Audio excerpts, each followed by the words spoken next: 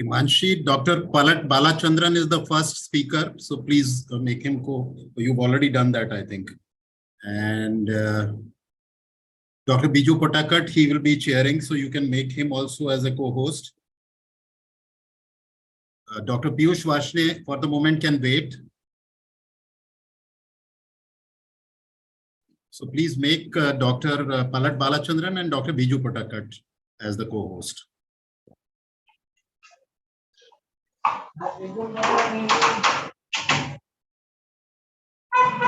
And mute everybody else.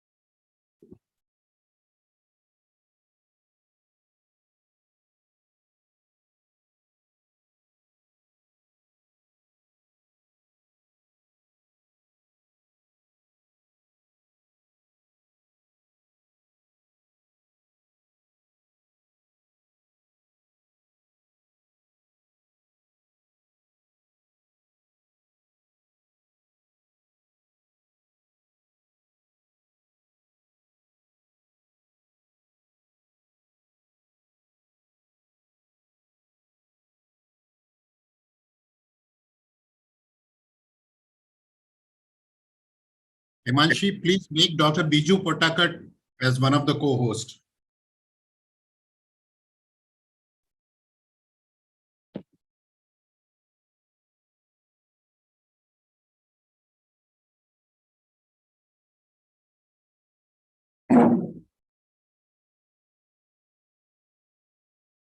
Yeah, thank you. Thank you. Peeyush Varshney can wait. You can delete his name from the co-host list at the moment. You can make him co-host later.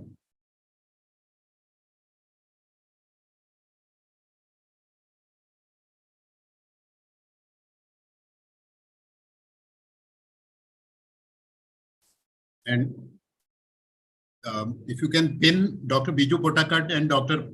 Balachandran to the video so that everybody can see them for the first talk.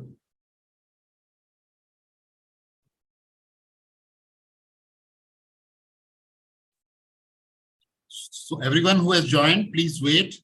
We will start at 7 Indian time.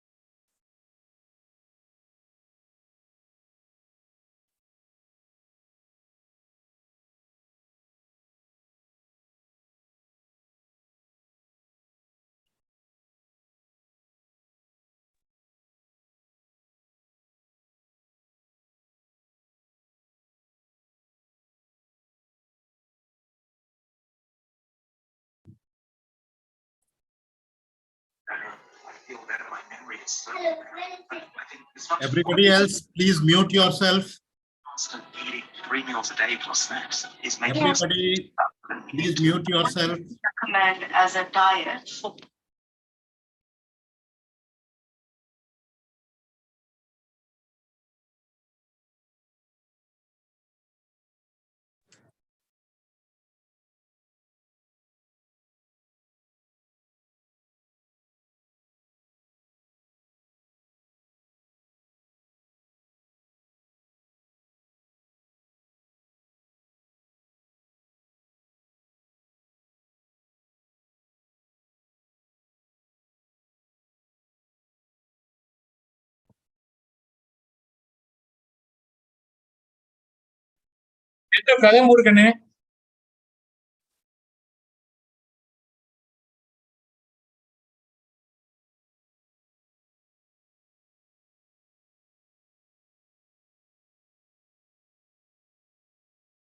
Those who have logged in, please wait. We will start at 7.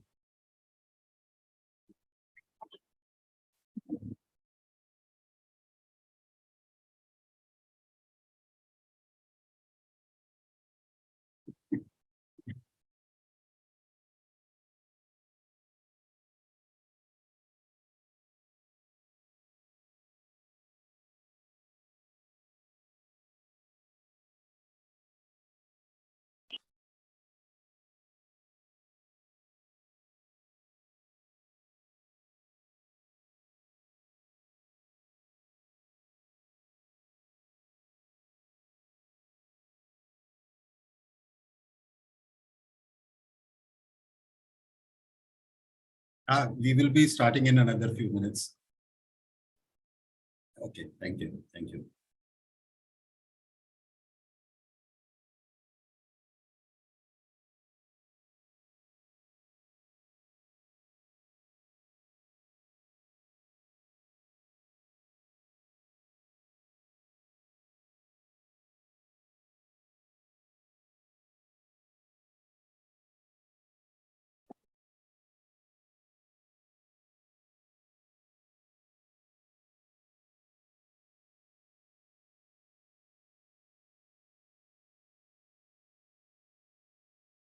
Himanshi, is it possible to put Dr. Biju and Dr.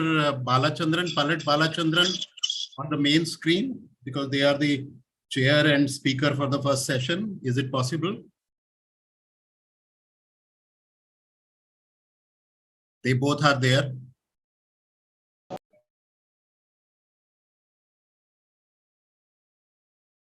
So another 2 minutes, we will start at 7.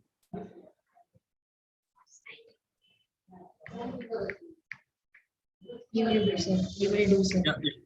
Can you rearrange the images so that Dr. Biju and Dr. Pallet Balachandran?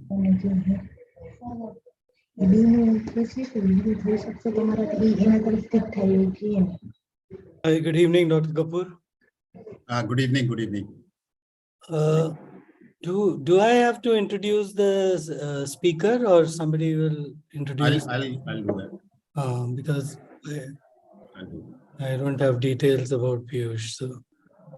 I'll do that. Another 1 minute, we will be starting. Himanshi, you record when we start.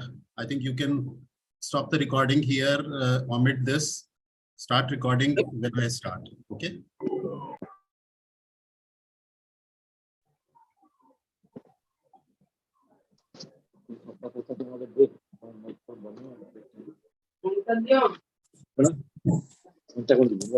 Everybody, please mute yourself.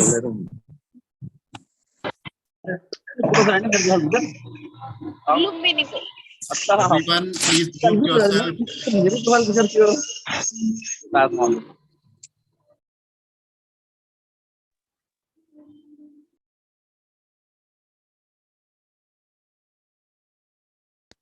Okay, we will start. Good evening, everyone from India, and good afternoon and good morning to people who have joined from other parts of the globe. Recording in progress.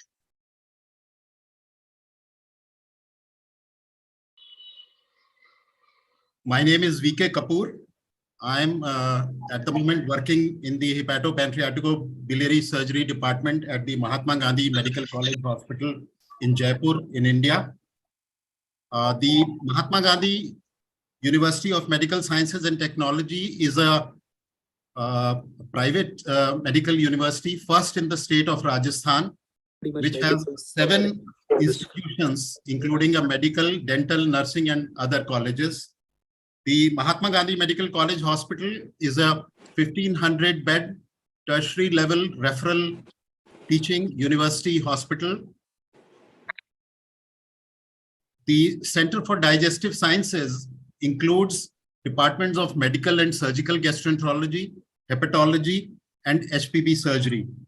And to the best of our knowledge, we probably have the unique distinction of being the only institution in the country which has all the 4 departments related to digestive surgery.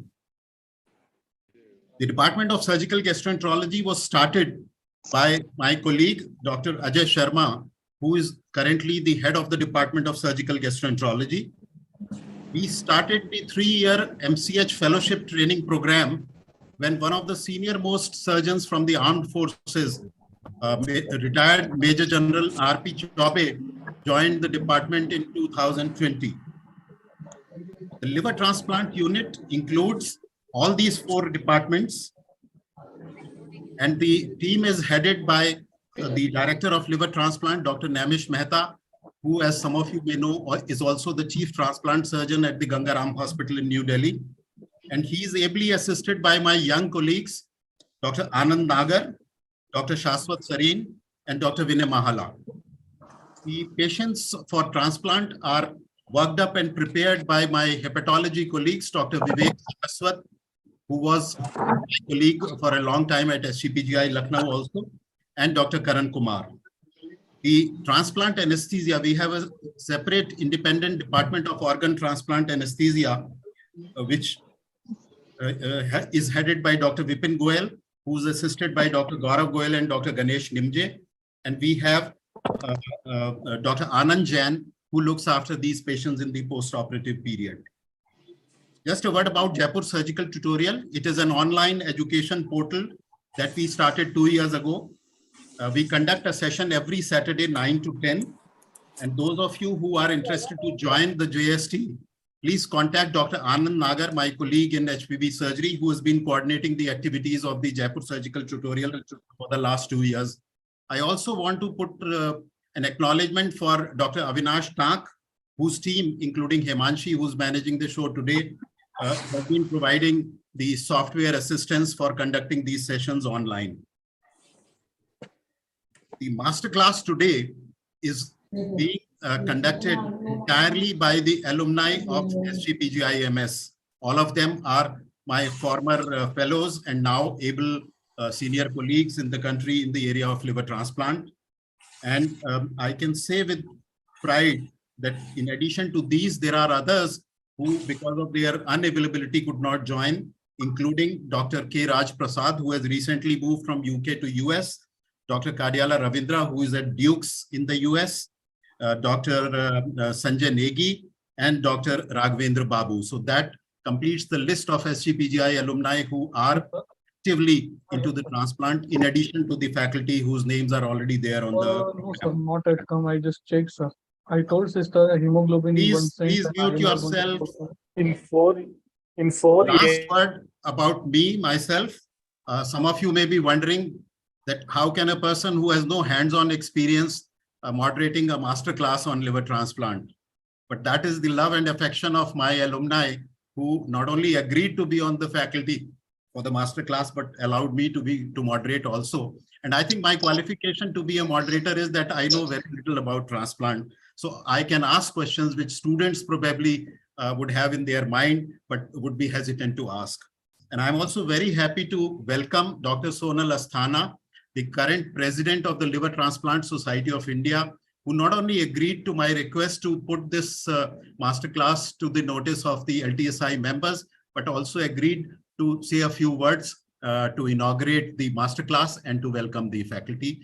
After that, I will introduce the chair and the speaker for the first session. Dr. Sonal, please come in. Thank you so much, Professor Kapoor. Thank you, sir. I mean, it's an absolute honor and a pleasure to be asked to inaugurate such an august gathering online. I am not an alumnus of SGPGI. I'll add that disclaimer initially, but I do count Professor Kapoor as a senior mentor. So that counts for something. I'm like the Ikla before the Dronacharya, who sits separately and still counts you as a mentor. So definitely, whenever you sort of invite me, I would certainly, be honored to be part of this meeting. I mean, thank you to the Center of Digestive Diseases at the Mahatma Gandhi University Hospital for this invitation. I know that there's a lot of good work that's happened in Rajasthan, especially in organ transplantation, that has been spearheaded by this institution. This is a very relevant and a timely topic, and SGPGI must take the credit for producing so many stalwarts in the field of liver transplantation in India and abroad, who are able to ably cover all aspects of liver transplantation and talk about this. So thank you so much, and it's a pleasure to inaugurate this and now formally call this session open. Thank you, Dr. Sonal. Thank you very much. So with that, we start the scientific program. For the first session, the chairperson is Dr. BijuPottakkat, who is currently the head of the Department of Surgical Gastroenterology at Jaipur in Puducherry. And in addition to his activities in surgical gastroenterology and transplant, he has established a very excellent state-of-the-art simulation center at Jaipur. So Dr. Biju will chair, and the speaker is Dr. P Balachandran, who is one of the leading transplant surgeons of the country, currently at AIG Hyderabad. Biju, please. Good evening, and the session will be about indications and contraindications for LDLT. So Dr. Balachandran, you might be knowing, he worked in Medanta for almost 10 years, later shifted to Yashoda, and now he's heading one of the very big transplant program in the biggest GI center in the country, Asian Institute of Gastroenterology, Hyderabad. I request Dr. Bala to start the program. Thank you, Biju. And my special thanks to Kapoor sir and the Jaipur surgical team. I can see that there is a lot of interest in transplant. Presently, there are at least 100 surgeons online, but the same interest is not being shown in people joining liver transplant per se full time. So I hope more and more people join transplant and become transplant surgeons. Transplant is a fascinating field. It gives back life. You can see that the same person on the left, who was barely able to stand, 6 months down the line, is as fat as his wife. Things change, get back to life. And you should always remember, getting back a sick person who is useful to the family and society is the ultimate victory for medicine. Simpson is a typical example of all symptoms of liver failure. Whatever you name it, you can see it there. If you look at the incidence of liver disease, India stands 83rd. We are not very high up, but still, there are at least 50,000 cases coming up every year. This is a very conservative estimate. 50,000 cases coming up for transplant, out of which, if you cut out the foreigners being done in India, there's barely 2,000 who are actually getting transplanted. Now, coming to today's topic, indications and contraindications for liver transplant. I would say indications is an open book, ever evolving. There is no limit. It's like an expanding universe. What is a contraindication today will be a very major indication in the near future. This kid, 4.5 kg when we operated with bilirubin 30, so small that one day of intubation, the kid developed tracheomalacia, was so small. And you can see the kid just before discharge, always smiling, but still on tracheostomy. So the same kid would have been a contraindication. So more and more patients are being made fit for transplant. So before we dwell into indications, let's barely look at what is actually the contraindications. So they are shrinking. It's only an unfit recipient who has significant cardiac or neurological issues, or somebody who is not likely to be benefit to the family or to the society. There's no point getting a bedridden patient, elderly man who may not be of much use for you to actually do transplant and get him back. Active sepsis and infection. In these patients, strive to get rid of infection and sepsis and to get them transplantable. So it really is not a actual contraindication. Disseminated malignancy and of course, lack of donor. Now this list of indications you will see in every textbook. You can see that among the cholestatic disease, even biliary atresia, which is 1 in 10,000 births, is so common. There are so many patients for transplant. Now, luckily, what we used to face 10 years back, that is convincing the patient, was so difficult.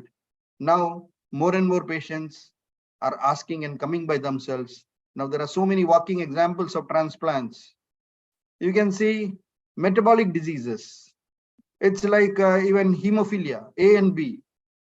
A patient who is severely sick, if you do transplant in these patients, you get over hemophilia. Wilson's disease, so many of these primary hepatic tumors, fulminant hepatic necrosis. Now, this is the textbook indications. But when do you actually do transplant? For this, you need to weigh the benefits and risk of transplant surgery. Benefit is you are actually sidestepping the recurrent decompensation, multiple admissions, and in the long term, you get a normal person. Of course, transplant is a risky surgery, especially if the patient is sick, but in a relatively healthy patient, you could get almost 100% results. The course of the disease is something which you need to remember. It has lots of ups and downs, but ultimately, it is a road which keeps going down. Whenever there is an infective episode like SBP or sepsis, there is a sudden dip. So we need to pick up patients carefully when they are at the best of their health, not when they are down in the dumps. So there's always a tipping point. There are mathematical scores like MELD, CTP, which has been described. MELD 15 is when the risk of mortality at 1 year starts exceeding 10%. So when MELD is more than 15 or CTP score is more than 9, is the point where you start projecting transplant to these patients. Any of the end-stage liver disease complications like refractory ascites, SBP, significant or persistent variceal bleeds, or persistent hepatic encephalopathy, ACLF, ALF, and hepatocellular carcinoma, or the complications where you need to actually think of transplant. Now just have a look at these symptoms. A patient who develops HRS or AKI, the expected survival is only 6 months.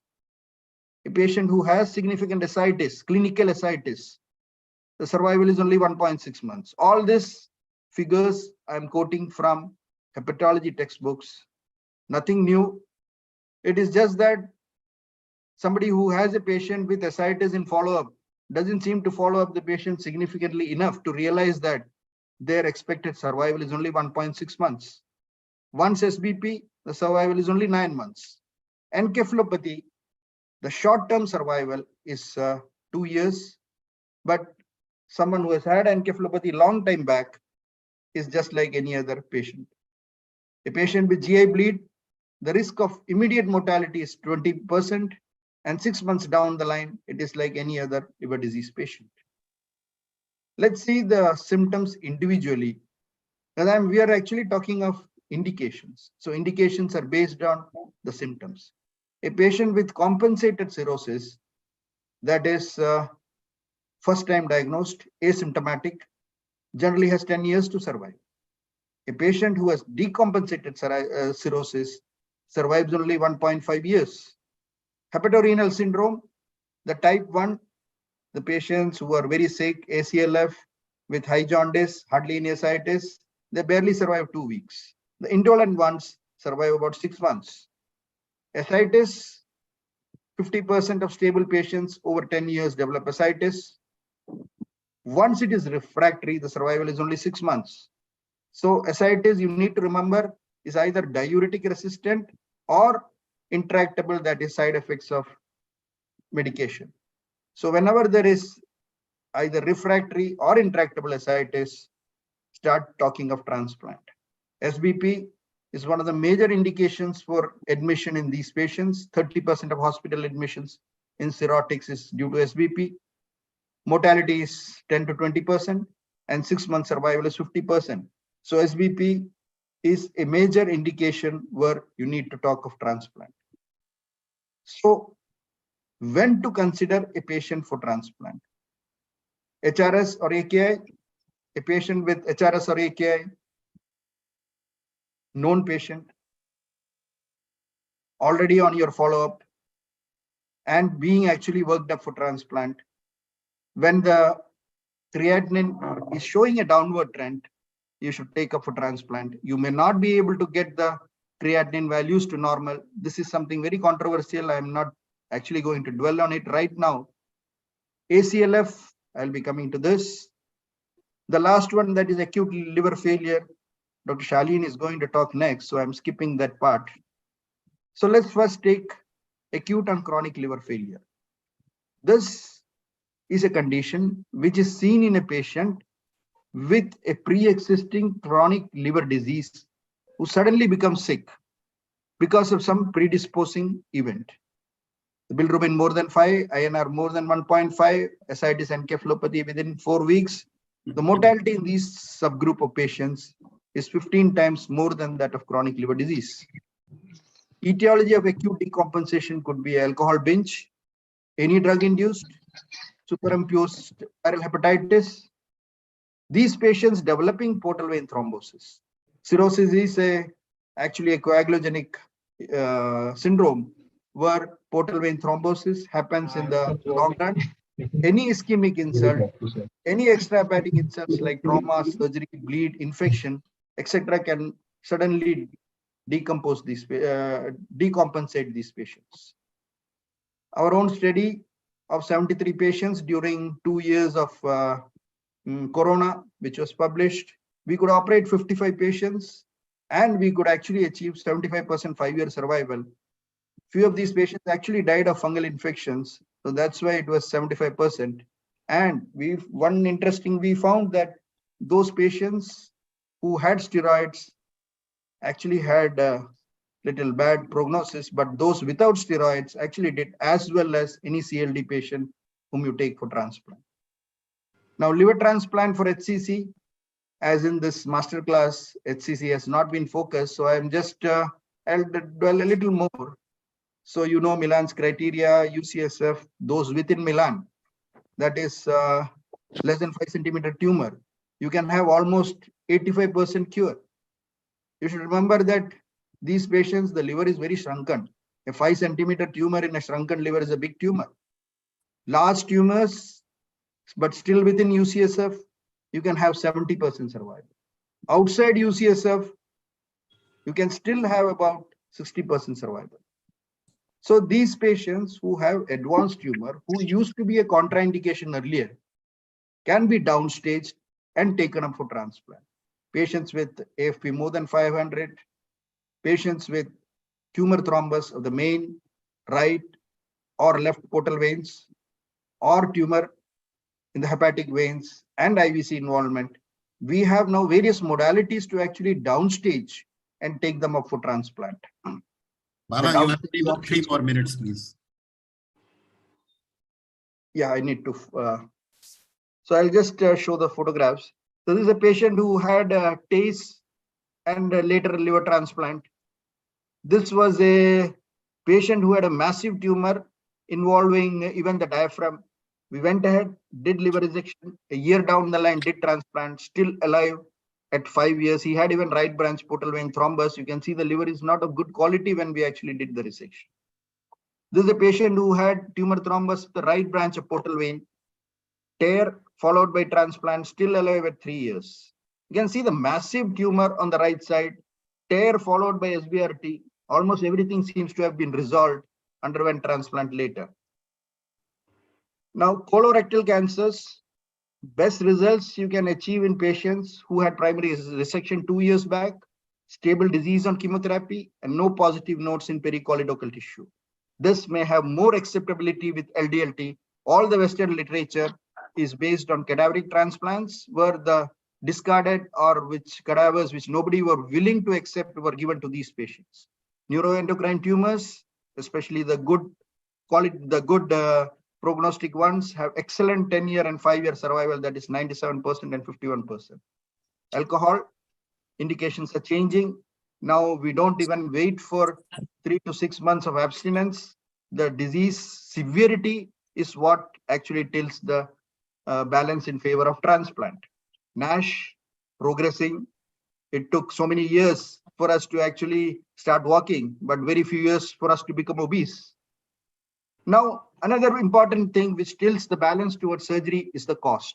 Surgery is one-time cost. Chance of becoming normal is about 85%.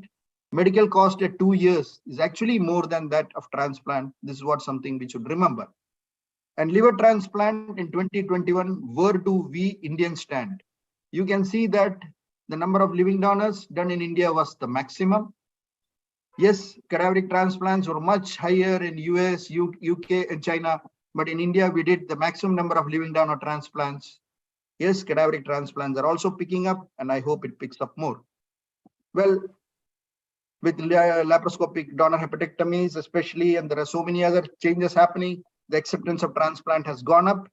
Over the last 8 years, out of which about 3 years was Corona, we did about 850 transplants, and out of which about 680 or nearly 700 were living donors. And of late, most of our donors have been laparoscopic. The mortality has been about 5%, and we could achieve about almost 85% 5-year survival. I would summarize by saying indications are increasing, contraindications are decreasing. Nothing goes by book. Prospects are huge, and need for more surgeons, centers, and cheaper surgeries is what is required. Ultimately, it is a skill, perseverance, and passion. It's a culmination of GI surgery, general surgery, vascular surgery, and micro-invasive surgery. And we should all remember that making young surgeons competent is what is required. You never know. Years down the line, we may require them to help us as well. Ultimately, the team is the key to success. Thank you very much. Thank you, Dr. Bala.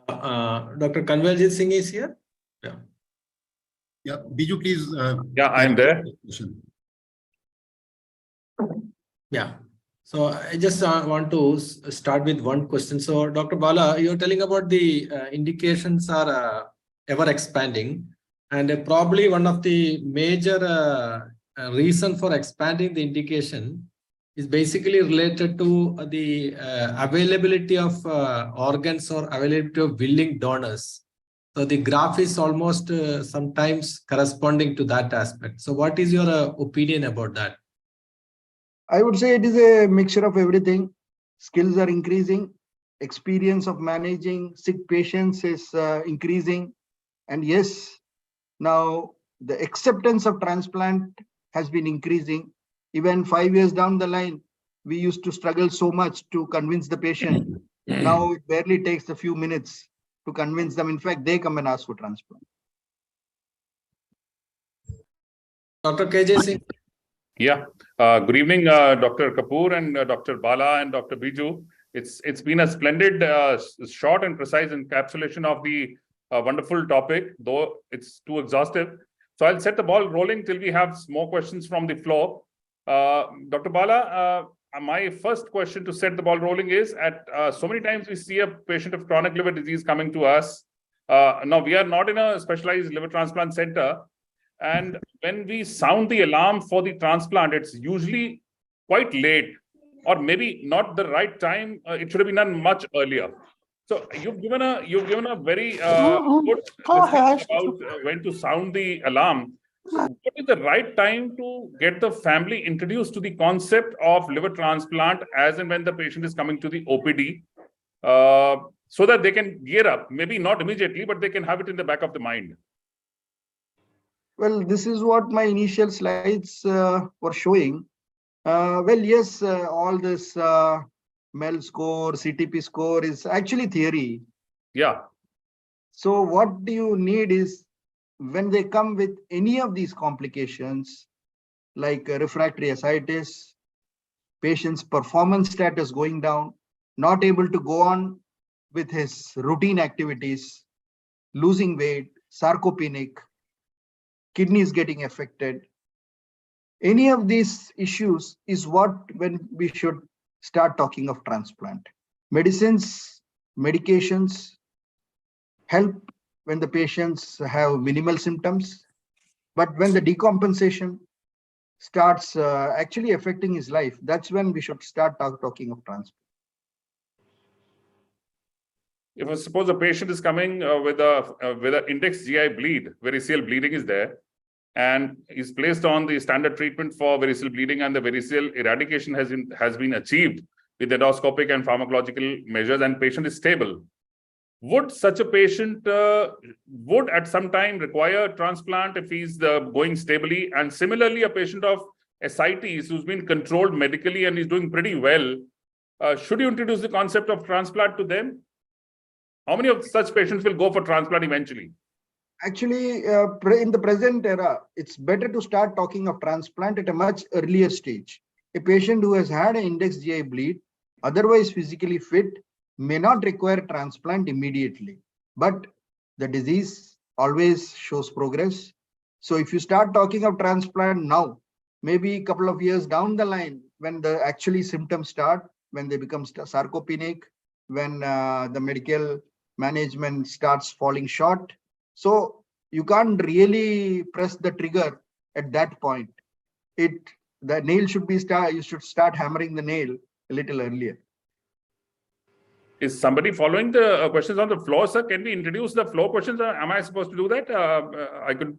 Yeah, No, if you want, I can read. Bala, please take the questions in the chat box. There are two questions in the chat. Because if there's repeat the none, then question. I'll keep the forum active. But if there are questions, then I think you should keep them answered. Yes. Well, the first question was, have you ever had to encounter where you had to actually abandon recipient hepatectomy? Well, those days are actually gone. Now with our experience, in fact, most of the recipient hepatectomies can be finished in an hour and a half. However sick the patient is, it's very rare, and with our excellent anesthetists, these things don't really happen. No, this might be related to, Dr. Bala, this might be related to the malignancy angle also. Yes, that is the next question. Yeah. So, no, yes. What will be your... yeah, for with the present workup for HCC, what you're saying, having to give up surgery, although if it's an advanced tumor, we do recipient first, but to date, it has never happened that we have had to abandon the recipient surgery. And there's another question that is your transplant for hilar cholangiocarcinoma, Mayo protocol. Well, we have never succeeded in doing that yet. I don't think, I really doubt if anyone in India has done it so far. Now, cholangiocarcinoma still remains a contraindication, that means? Cholangiocarcinoma still remains a contraindication as a bigger subset? It is not at all a contraindication. It is just that our patients come much later and they are not really able to go through the entire procedure of chemo, and it's a long procedure. So I have never succeeded. We have tried in at least 7-8 patients, never succeeded. Now, LDLT versus DDLT outcomes, they are totally different subset. There's no point comparing them. And Yes, there's one interesting question. Advanced HCC and immunotherapy for liver transplant. Yes, we have had at least 5-6 patients where immunotherapy has done major, I would say, magic, and we have been able to actually transplant them. Even now, we have one patient who had very advanced tumor involving even the middle hepatic vein, seems to have necrosed completely. AFP has from almost 5,000 has come down to about 15. Well, we are planning transplant on him, so it does happen in a limited number of patients. And primary transplant to Kasai photoenterostomy. Well, most of the patients come to us post Kasai, and if they come without Kasai, we actually tend to, well, as I was showing that kid, there is no age limit, and there is no weight limit which used to be there, although everyone prefers that the child should gain a little more weight. But ultimately, the underlying point is you should be able to take the patient before the child becomes septic. And there is really no minimal age to do liver transplant. Well, these are the questions which were actually there. Bala, may I ask, so when dealing with ALF, now we all know that ALF may have spontaneous improvement also, and ALF may deteriorate into a not salvageable situation. So how do you handle the ethical dilemma that when and to offer transplant, and when is it too late to offer transplant when the outcome will be very, very poor? So actually, acute liver failure, I have skipped in this talk because Shaleen is going to talk next. But your question is very pertinent and to the point as usual. So I need to answer that. It's a difficult question to actually answer also. We do tell transplant at the earliest. A lot of them have financial issues, no donors. So there we are helpless. But we can delay till the point where there is significant cerebral edema. In fact, any of these patients, till they develop convulsions, we keep the line open and keep them ready for transplant. Sepsis is another point, which sepsis patient going on significant inotropes, especially 2 inotropes, is where we draw the line. So significant cerebral edema and sepsis. Renal issues, we generally take them up for transplant and just explain higher risk. There's another question from Ajit Mishra in the chat. Well, we don't come across much yellow phosphorus poisoning in our part of the world. It's much more commoner in Kerala. So their experience with yellow phosphorus poisoning from literature has been pretty good with excellent survival. Dr. Bala, if the MELD score, as I understand, was initially for organ allocation priority, right? Now, since LDLT does not require a graft from a cadaver, so the allocation problem probably does not apply to LDLT because each patient will come with a donor, as at least in India. So has LDLT relaxed the MELD criteria for transplant, or are they the same the scores at which you would consider transplant? Well, again, coming to that point, as you rightly said, all these mathematical scores are basically for cadaveric allocation. But the underlying thing is, unless the patient is significantly symptomatic, we really don't offer them transplant. In fact, unlike what the Westerners say, that LDLT patients come up early, it is not like that. The LDLT patients are actually more sicker than DDLT patients. When they have the donor, they would like to wait till they become symptomatic enough. They don't come up as early as a cadaveric donor. In fact, when we post our patients for cadaveric donation, rather when we list them, it is the more stabler patients who get listed. The sicker patients are always offered living donor transplant. So MELD score is not really the point which actually tilts the balance for living donor. Biju, I think we need to close. Please give a concluding remark. Yeah, thank you, Dr. Bala. I think most of the issues are covered in this brief time. It's a very vast topic, and the points are really precise. And we'll close this session. Thank you, Dr. Bala. Thank you. Thank you, Biju. Thank you, Bala. Thank you, KJ Singh. Thank you. I forgot to introduce KJ Singh. KJ Singh is another alumnus who's now working as a GI surgeon in Jalandhar. And as he said, he's not into transplant, but that is the group of people this masterclass is meant for. All of us should know the basics of transplant. I must also inform the audience that Dr. Bala, although now he's into transplant, when he was with us at SCPGI, he had a first author publication on gallbladder cancer in Cancer, the very prestigious journal. So thank you, Bala. Thank you for Thank you, all sir. that. Yeah. So we now move on to the second session, and for that I would like to invite Dr. Saraswat, who, as I introduced earlier, was my gastroenterology colleague at SCPGI for more than 3 decades. In fact, he joined SCPGI even before I joined SCPGI. He was one of the founding faculty members of SCPGI, and he has served the SCPGI for more than 34 years. And when I moved to Jaipur, I somehow coaxed, motivated, requested, whatever you want to say, to him to move to Mahatma Gandhi Hospital. And his moving to MGMCH has been a big boost to our transplant program particularly, and the Center for Digestive Sciences. So he is going to chair this session, and the speaker is Shaleen Agrawal, who's now working at Max Saket as a important member of the team of Dr. Subhash Gupta. So over to Dr. Saraswat. Thank you, Vinay. Am I audible? Yes, please. Yes. Thank you for that introduction. And it's been a great 2 years since I retired from SGPGI and joined Mahatma Gandhi in setting up our liver transplant work. It's been very satisfying and rewarding. And I'd like to congratulate Vinay on introducing this topic while he's been doing pioneering work with the Jaipur Surgical tutorials and the Jaipur Surgical Festival. Starting this program with LDLT, I think, is very appropriate and being done at a time for the audience. Similarly, involving the SGPGI, SG Surgical Gastroenterology alumni, I think, is an excellent idea and provides a wonderful forum. Maybe we can rope in the gastroenterology alumni also at some time as we go along. And it's great to welcome Shaleen.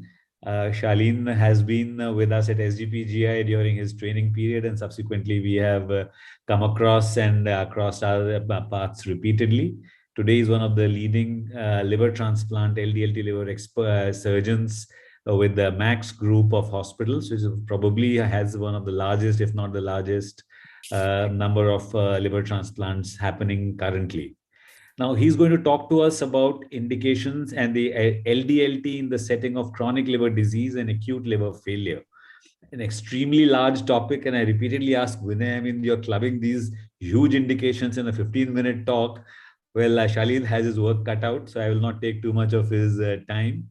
Maybe you could illuminate us more on the acute liver failure aspects also, which is something that is not very commonly seen by most surgeons and which now is a prime indication. Of course, the entire gamut of chronic liver disease is the bread and butter for the transplant programs everywhere. So without further ado, I request Shaleen to please take over and start his talk. Thank you. Thank you, sir. Am I audible?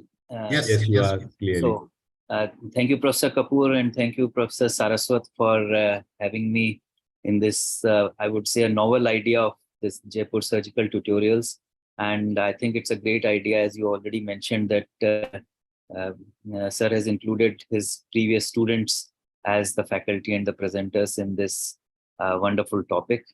And the brief allotted to me today, as you rightly said, it was a vast topic. And actually, I messaged to sir that can we cover in 15 minutes both CLD and like it's covering the entire hepatology, which you take 3 years at least to graduate. So I'll try my best for that. So I'm sharing my, I'm getting host has disabled screen sharing. Just a minute. Let me call him and share.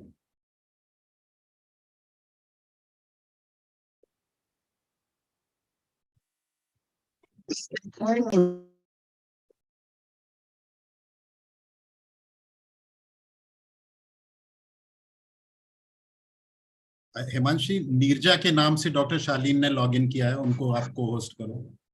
Neerja, yeah. Shaleen, it is because you have logged in with Neerja's ID. Actually, sir, on my laptop, She's the doing room it. is not updated. Sorry for that. Just wait for a minute. Actually, I'm very sorry to the rest of the delegates because somehow more than 100 people are not able to join, and there are a lot of people waiting in wings, but we've sent them the YouTube link because it is being transmitted live on YouTube also. Himanshi is trying to get it sorted out. Yeah, now you are the co-host.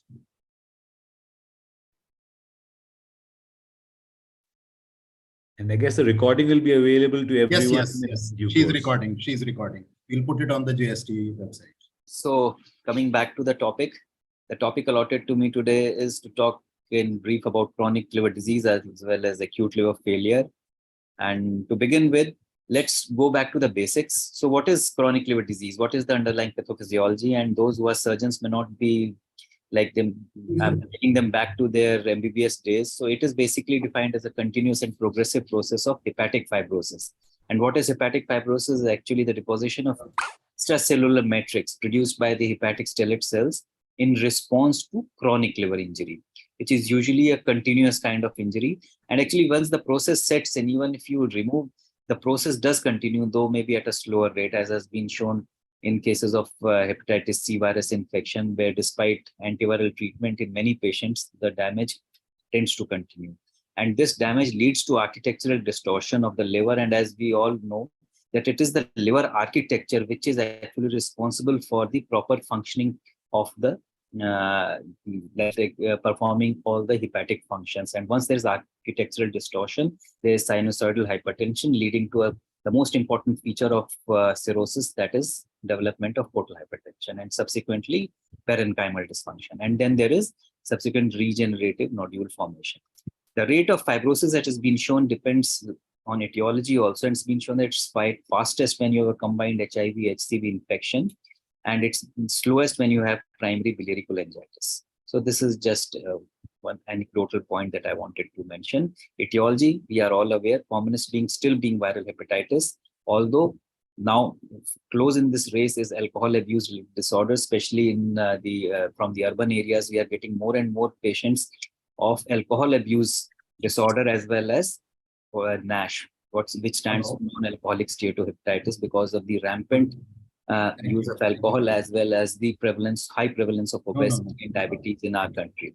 But still, because viral hepatitis, the older generation still carries a high load of hepatitis C and especially hepatitis B. So we still continue to see these cases in good numbers. And then there are some uncommon causes like polystatic liver disease, which includes this group of autoimmune hepatitis, primary sclerosing cholangitis, PBC, etc., then veno-occlusive disease, and then a lot of metabolic syndromes. I would just rush through this slide because everybody knows. And this lower part, I have quoted the incidence from India. Professor Vijit Chaudhary from Kolkata published recently in 2022 a good epidemiological study where he still showed that in India, the prevalence of hepatitis B varies from 18 to nearly 50%.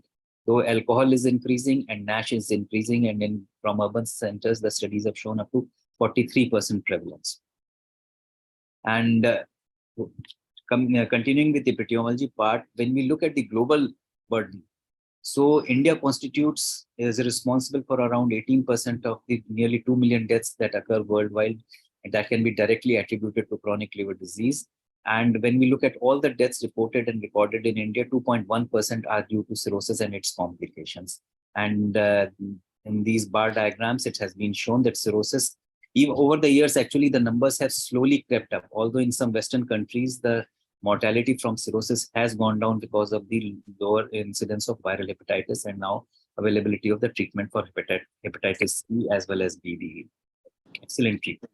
So nearly 200 per million deaths were reported in 2016 from India, the deaths which were attributable to cirrhosis and its complications. So the clinical manifestations, again, this is just a brushing of our previous understanding of cirrhosis. The clinical manifestations are basically because of two pathological developments in cirrhosis. One is portal hypertension. And what is clinically significant portal hypertension?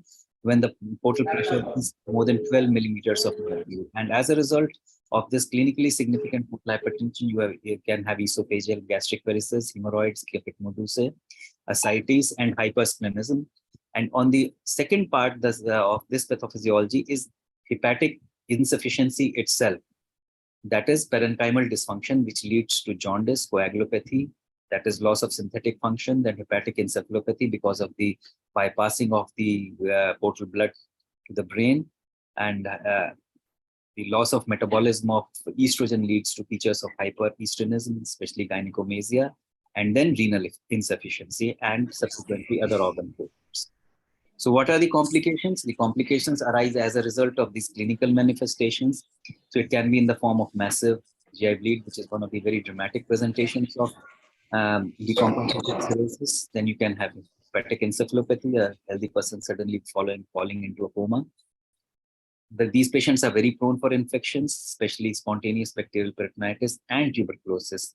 The incidence is up to 20% in some of these studies, especially from the developing countries.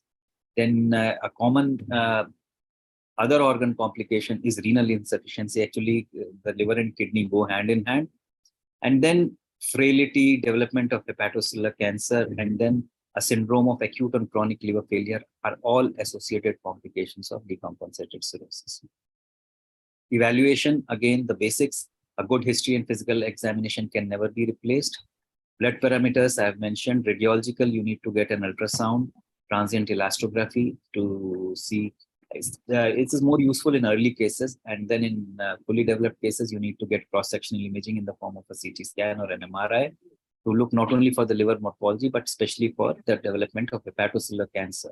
Cirrhosis actually is a good soil for the development of cancer. You see very few cancers in normal livers. Most of them of the HCCs arise on a background of cirrhosis. Then you need to do a Purgy endoscopy if you want to do primary prophylaxis of the esophageal varices. And then to complete the list, invasive tests like HVPG and liver biopsy are there, though the role is still questioned, though HVPG is helpful as has been shown in the papers.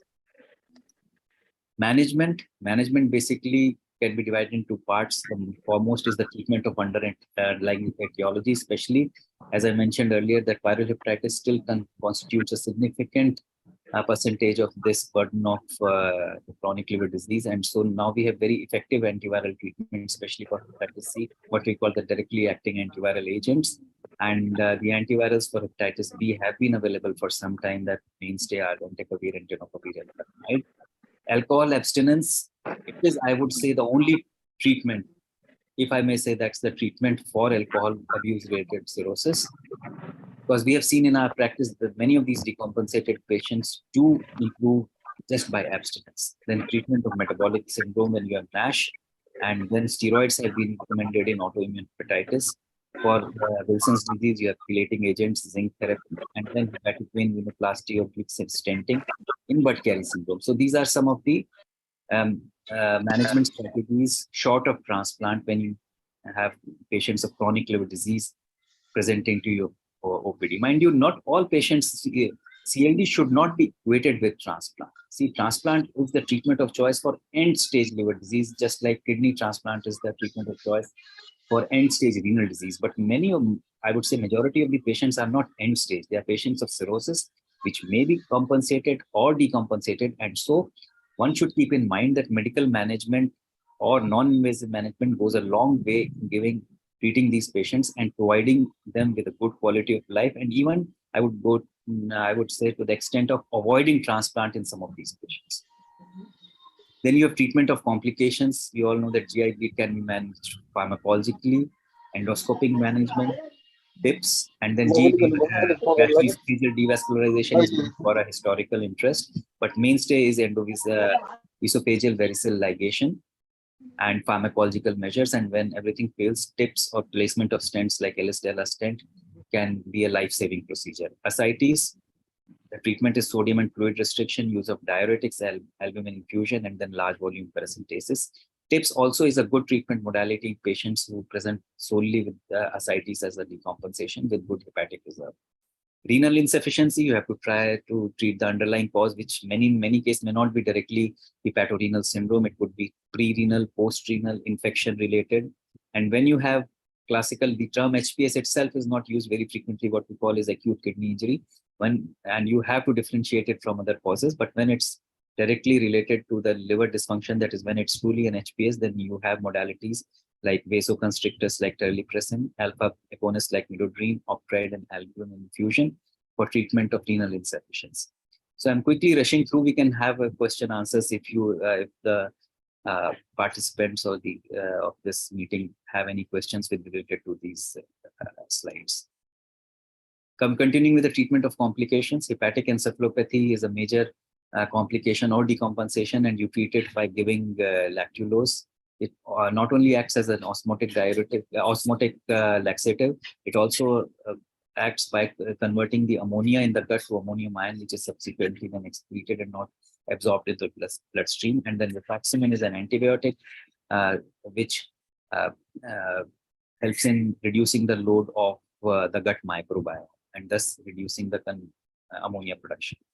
And then, of course, you have to treat the underlying precipitating factors such as GI bleed, dehydration, infections, and electrolyte imbalance, which all can precipitate hepatic encephalopathy in a patient of chronic liver disease. Treatment of spontaneous bacterial peritonitis is basically broad spectrum antibiotics and albumin infusions. Pruritus is a very important presentation in patients with cholestatic disease, especially primary biliary cholangitis, where bile salt raisins like cholestyramine have been shown to have a role. Then cholerectics like ursodeoxycholic acid have been used, antihistaminics and rifampicin, etc. So now coming to end-stage liver disease, and as has been mentioned by Dr. Balachandran in the previous talk, so liver transplant. You have about 3 more minutes, please. Oh, sir, it's very So liver transplant is by liver transplant in ESLD, because once you have complications, the 1-year survival goes down drastically. And post-liver transplant survival is at least to the tune of 85 to 90%. So the probability of dying from the complications should be more than that of transplant, and therefore you offer transplant to these patients. And this is another graph which shows, which has correlated the MELD score with mortality. And so once the MELD score rises about 25, there is the exponential increase in mortality, and therefore again transplant is indicated. So if I would say who needs a liver transplant, presence of irreversible liver disease and life expectancy of less than 12 months with no effective medical or surgical alternative to transplant. And then we have the child score, the MELD score as our scoring systems, which give an objective. Although child CTP score has subjective components, but MELD score is and lately since 2016, it's the MELD sodium that has been used for grading these patients. And any MELD score above 14 or a CTP score above 9 is a fair indication for offering liver transplant to these patients. Other indications being hepatocellular carcinoma within the accepted criteria, whether it's the Milan or the UCF, and then acute liver failure. So this is just a cartoon showing what are the Milan and the UCF criteria. Due to the paucity of time, I would skip. Then a few slides about acute and chronic liver failure, which is a very hot topic for the last couple of years. Basically, it's defined as a syndrome in patients with acutely decompensated cirrhosis, which is associated with high mortality, 28 mortality. So it's just not plain simple acute decompensation of cirrhosis. It has been because the mortality in that situation is not that high, to the tune of 30 to 50% as it is in ACLF. And it is characterized by 3 factors. One, it develops in close association with the precipitating event, usually a systemic infection, which leads to intense systemic inflammation and association with one or more organ failure, which may be hepatic as well as extrahepatic. So the presence of organ failure and intense systemic inflammation is the hallmark of ACLF. And as the grade of ACLF goes up, the mortality goes higher, as has been shown in the graph on the right side. So this is the pathophysiology. You have a precipitating events leading to the production of inflammatory inducers, which lead to severe systemic inflammation and oxidative stress. And then there's an activation of immune-mediated tissue damage, leading to one or more organ failure and leading to acute and chronic liver failure. And there are various definitions of acute and chronic liver failure. I won't be going into the details. The one which we have been using in India is the Apasal definition or the Easel-Cliff definition. And basically the definitions differ in various ways depending on at what point you are picking up the patient. So while APASL includes only liver failure as a qualifying criteria for ACLF, in the EASL classification, you need to have both hepatic and extrahepatic organ failure, while the North American definition includes extrahepatic organ failure. So basically, these definitions differ in terms of the time point at which you are picking up your patients. APASL picks up these patients early, while the CLIF definition picks up them somewhere in midway, and the North American definition picks up when they're very late, when they've developed multiple organ failure. So people purporting or supporting these definitions have their own points in favor and against using these definitions. So I think I would skip these. This is another topic in its own. Principles of treatment. You have to treat the underlying cause, which is very obvious. These patients often are hemodynamically unstable, so they need cardiovascular support in terms of vascular expansion and iotronic support. Hepatic encephalopathy has to be treated on the lines as I mentioned previously. And most important, you have to treat the organ failure. So one of the organ failures is the hemodynamic instability. Other most common organ failure is the kidney failure. Again, the principle of treatment consists of withdrawal of diuretics, volume, albumin, terlipressin, and then there is a very important role of renal replacement therapy in these patients. And of course, liver transplantation has been a game changer again for these patients of ACLF who are critically ill. And though the results of liver transplant are less as compared to liver transplant for the garden variety decompensated chronic liver disease, but still you can achieve a 1 year 80% survival in patients of ACLF grade 2 to 3, which otherwise without transplant would have a mortality to the tune of around 60 to 70%.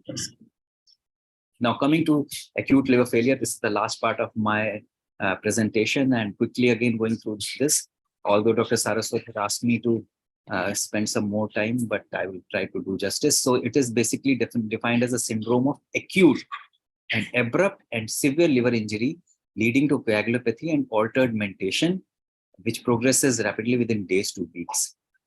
The hallmarks are that it's associated with high mortality. In the 80s, 90s, even to up to 2000, the studies were showing that mortality could be as high as 70 to 80%. But lately, with the improvement in, I would say, not transplant, the improvement in the ICU care, better medical management and judgment when to transplant and when not to transplant. And I'd like to spend a few minutes in the question hour and how we decide in choosing these patients for transplantation has made all the difference. And now you can actually save nearly 70% of these patients. So mortality of 80% has come down to around 20 to 30%.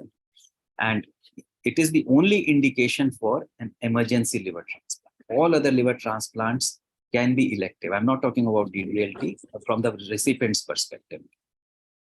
So causes of ALF vary widely between the Western and the Eastern hemisphere, while acetaminophen and drug toxicity is the most common precipitating factor for ALF in the West. In our countries, especially South Asia and even in the other developing nations, it is the viral infections, especially hepatitis A and hepatitis E. And that is very true because we have been continuously receiving patients of ALF. Children, it is hepatitis A, while in adults, it's usually hepatitis E.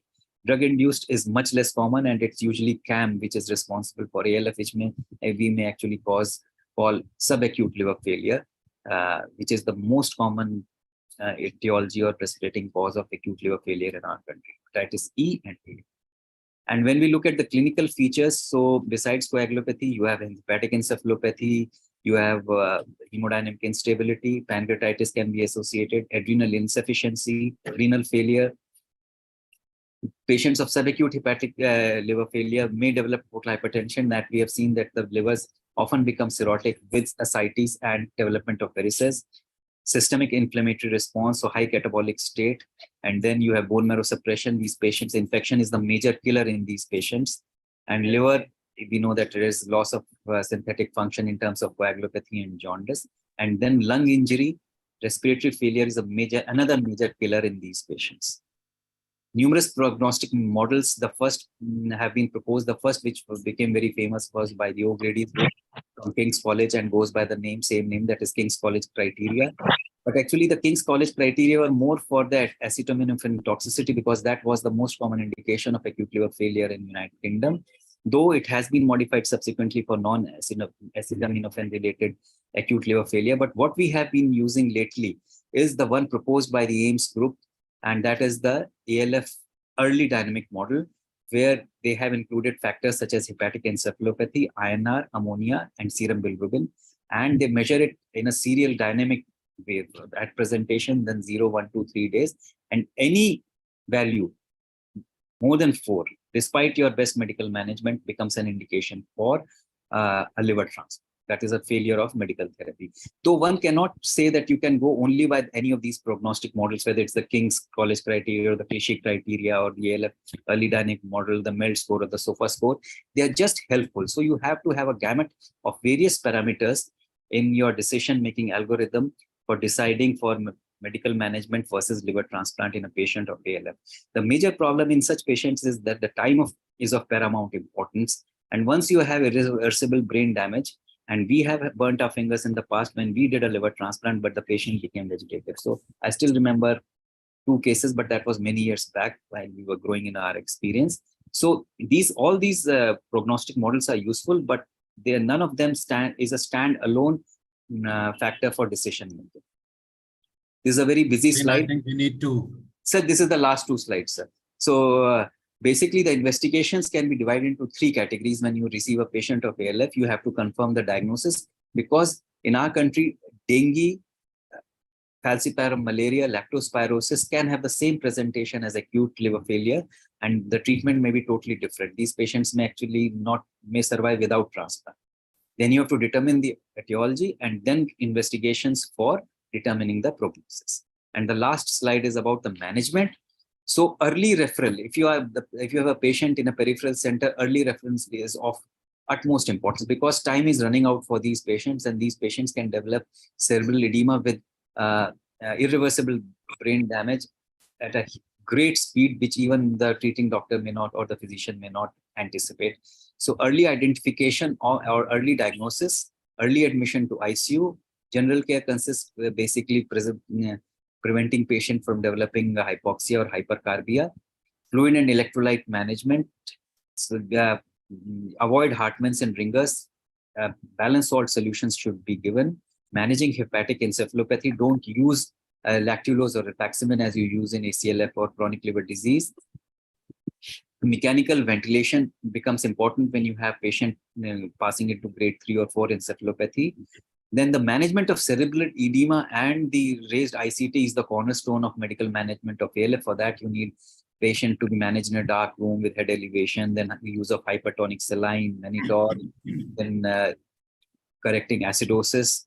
Correction of coagulopathy is of least importance. These patients usually don't bleed, so it is a fallacy of that you should give FFP. It is more harmful than good. Don't give any FFP or cryo or platelets unless the patient is actively bleeding. Renal failure has to be treated aggressively, and it has been shown, and in our own experience, early initiation of renal replacement therapy has been helpful in stabilizing these patients while you prepare for transplant. Many patients even reversing. Basically, ALF is a self-limiting disorder. It's basically you have to provide time to the patient, bridge the patient so that the liver regenerates. And this is my last slide. Infections, the major, besides irreversible cerebral damage, the other reasons for mortality in these patients are multi-organ failure and infections. So you have to handle the kidneys by renal replacement therapy, mechanical ventilation for encephalopathy and lung injury, and then broad spectrum antibiotics for treatment of and as prophylaxis for infections. Then antioxidative measures like use of N-acetylcysteine. And of course, nutrition should not be left behind. It is an often under-stressed mode of treatment. So nutrition should be started as early as possible. And if the patient has been diagnosed in a peripheral center, please refer these patients to a specialized liver unit. That can make all the difference between life and death. So because of paucity of time, I would like to wind up my presentation here. I missed many points, I know, but we can discuss them in our question answer session. Thank you very much for the time, sir. Yeah, mistake is mine that I gave you such a broad topic. Maybe I should have clarified to you that I wanted you to deal with these 2 conditions as the indication. But anyway, so we have 5 minutes. There are some questions in the chat, and Dr. Saraswat, please take over. Yeah, I think I must compliment Shaleen on doing a super fast and a very good overview and a very competent job that any hepatologist would be proud of compressing all this information in bare 15, 16 minutes. Shaleen, I think before we take up the questions in the box, a couple of points that I'd like you to think about. In your very early slides in the etiology, you said viral hepatitis is still the most common etiology, which is what Abhijit Chaudhary's paper 3 years ago from in the CGH says. Yes, sir. Do you think is it not a reflection of the fact that alcohol is underreported in most databases, and while it is in practice probably one of the commonest conditions that we are encountering in all hepatology ICUs and even among transplant patients, I think for various reasons, including reimbursement and insurance and so on, it often does not get shown in black and white and it's being underreported. What are your thoughts on that? I totally agree with you, sir. And in keeping our data, and you rightly said, because of insurance reasons, we have often don't write alcohol. It is the most underreported. In our own data, 35 to 40% over the years, the reasons, indications for liver transplant have been alcoholic liver disease. And NASH is number 2. And since we stopped getting patients from Pakistan, the hepatitis C has gone down dramatically because that was rampant there. We do get some patients from Punjab or occasionally from the Northeast. Actually, hepatitis B patients are still more in number compared to hepatitis C, especially after the introduction of DS. But I would totally agree that alcohol is a very, very underreported etiology of decompensated liver disease. I think there are a couple of other points on the ALF that I'd just like to bring up.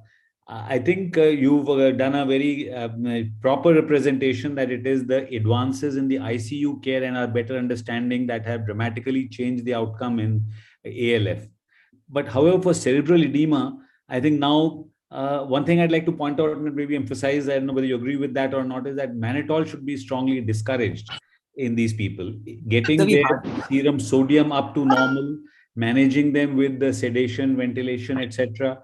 CRRT, early introduction that you spoke about, is probably a very crucial part of helping to manage the cerebral edema. But mannitol, unless you have the serum osmolality monitoring available, and you should not cross 290 to 300 osmoles, counterproductive using mannitol and actually aggravate the renal injury. Again, sir, I totally agree with you on that point. I just mentioned mannitol because even the INASL guidelines mention it. But in our actual practice, we have hardly used mannitol for a simple reason, because many of these patients are actually having renal dysfunction. So you cannot give mannitol these patients. And as you very rightly said, that correcting the hypercarbia and then raising the sodium. So we make all efforts including hyperuse of hypertonic saline, to raise the sodium to the level of around 150 milliequivalents. And then early initiation, I again reiterate, you have also said, and I would again reiterate, that early initiation of renal replacement therapy can work wonders. It can make all the difference between transplant and no transplant. Absolutely.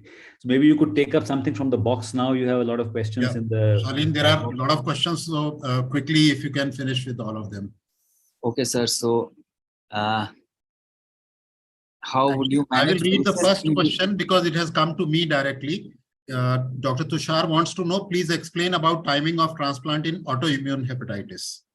So autoimmune hepatitis actually can be managed medically for many, many years, and the indications for transplant are no different from any other disease. So autoimmune hepatitis, actually I mentioned that because autoimmune hepatitis is one of the diseases or etiologies of chronic liver disease where you can manage these patients without transplant medically for a long time. But they have to be under the close follow-up of a hepatologist. And then at the same time, the medical management should not be dragged on for too long, because steroids and the use of antimetabolites can actually make these patients very frail, and these patients can become very prone for infection. So the indications remain same. You have to use the same MELD scoring system for these patients. And once you have, despite the best medical management, a MELD score creeping above 14, 15, maybe reaching up to 20, you should definitely offer transplant to these patients. Although these patients have problems so because autoimmune hepatitis is a disease which is known to recur post-transplant. So close follow-up post-transplant is also essential, but the indications for transplant for AIH are no different from indication or the criteria as for other diseases. Please take the questions from the chat, Shaleen, one by one. Yes. So how would you manage varices in liver transplant patient before and after LT? So after LT, you don't have varices. Even if you have varices, because you have taken care of the portal hypertension, they don't bleed. So it's not that immediately after transplantation, the varices would disappear, but they tend to get decompressed, and that is all what you want. And pre-transplant, the indication remains the same. That is, it depends on the timing. If it's an imminent transplant, we won't do an endoscopy, even if it's grade 3 varices in the past endoscopy reports of grade 4, just because many of the times the EBL itself can induce infection in these patients. So if you are going to transplant a patient within a week or next 3-4 days, you won't bother to ban these varices. Otherwise, if you have a waiting period, then please go ahead and ban the high-risk varices, as has been all the endoscopists put on. So next question, sir. ACLF, ALF grading. No. In the previous one, there is a question on octreotide and terlipressin. And next question is, what is the role of octreotide in renal insufficiency? So yes, if you go by the North American guidelines, so the MOA protocol, which is midodrine, octreotide, and albumin, because terlipressin is still not FDA approved. I think recently it has been approved, but till in all the studies, they have used this combination of midodrine, octreotide, and albumin. Standalone octreotide is not very helpful, but these three, a combination, has been shown. Now it's a controversial topic. There are studies comparing both Turley, and in the studies from the East, the Turley has been shown to be superior, but the Westerners may not agree to that. So next question is, how is ACLF and ALF graded? So you, as I mentioned briefly in those in one slide, you have three definitions. That is the APASL, the Cliff-Sova scoring system, that is the EASL definition, and the North American. And the grading is, you have the ARC score, then you have the grading based on the organ failure by the EASL, where you grade, you have taken the various Cliff-Sova scoring system, and then you grade them as ACLF grade 1, 2, 3. And this is in brief the grading. And for ALF, it's not the grading, it's basically prognostication. So you have the various prognostic models such as the King's College, the Clichy, the SOFA, the MELD. And what we use is the ALF early dynamic model for prognostication. So there is no separate ALF grading per se, though you have a grading for ACLF indeed. Next. Cliff-Sova score, yes, it is a very widely, and I find it very objective. So although in India, we tend to use the ARC score, but now actually I'm doing a study where I'm prospectively comparing the impact of the ARC as well as the Cliff-Sova score vis-a-vis the outcome of these patients in a busy transplant center. Although there are studies to that effect, but I'm making a direct comparison. In the short number of cases, few cases that we have done, I think. Although in India, we tend to use. So I think the Cliff-Sova score scores better, but that is, I think, just an observation. We have not analyzed our data. We are still collecting data. Stem cell in ALF, I don't think there is any role. ALF is an acute emergency condition. There is no role of, you don't have that much time. You have to manage these patients as an emergency in ICU. You can lose these patients very quickly within 24 to 48 hours. So decision making is of paramount importance. You cannot do all these kinds of therapy till date. In future, I don't know what will come, but there is no role. A strict, clear-cut no. What would be the best time to transplant on a patient with ACLF? Well, you don't transplant a patient of ACLF immediately, first of all.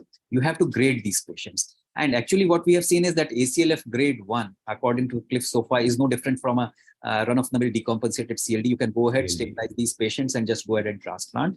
However, the ballgame totally, the scenario changes totally when you move into the higher grades of ACLF, like ACLF grade 2 and especially 3.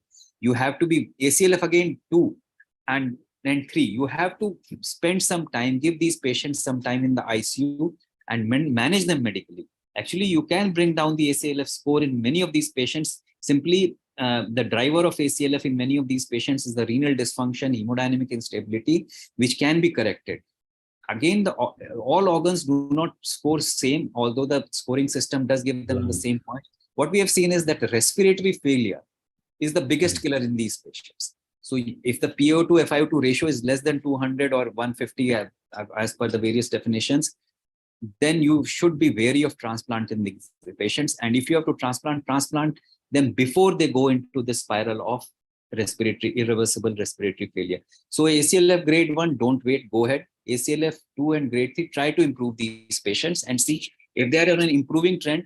You don't wait for the creatinine to normalize. You don't wait for the blood pressure to completely become normal. Low dose inotropes, you just have to see the trend. Once they are on an improving trend, the kidneys have opened up, go ahead and transplant them. They will recover.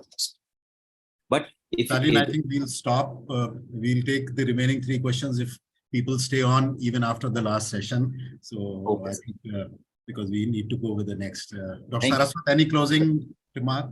Not at all. I must compliment Shaleen on covering the topic very well in the very limited time he has had. And I think that calls for him to do a separate session on the next LDLT program that you do, concentrating only on ALF and its management.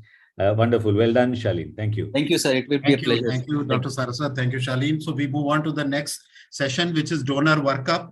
And to cover that, I would like to invite Dr. Peeyush Varshney, who is now an associate professor of surgical gastroenterology at AIIMS Jaipur. And to chair this session, we have one of the stalwarts of SGPGI alumni, Dr. Sikora, who was to begin with a senior resident, but then went on to become one of the senior consultants there, and who's now at Sakra Hospital in Bangalore.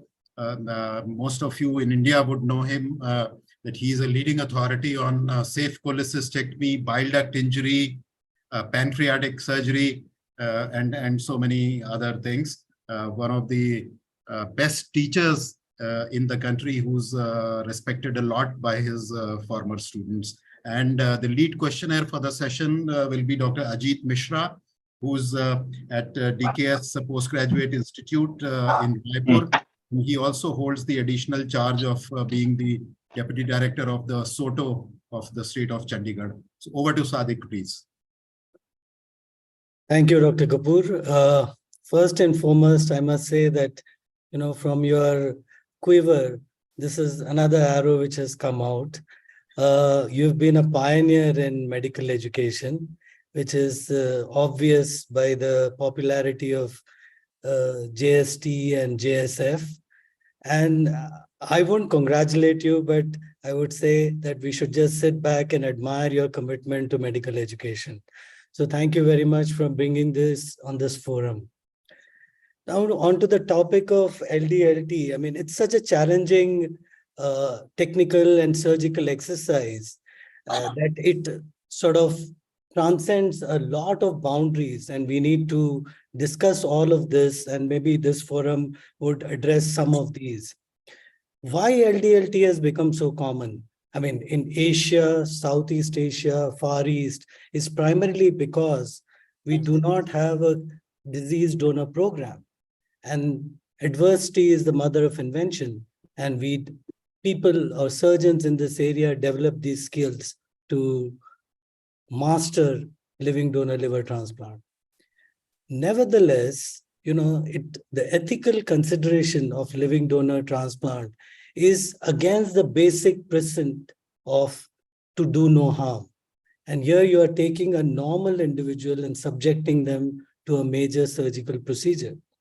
So the fiduciary responsibility on the physician is onerous in terms of safety for the donor.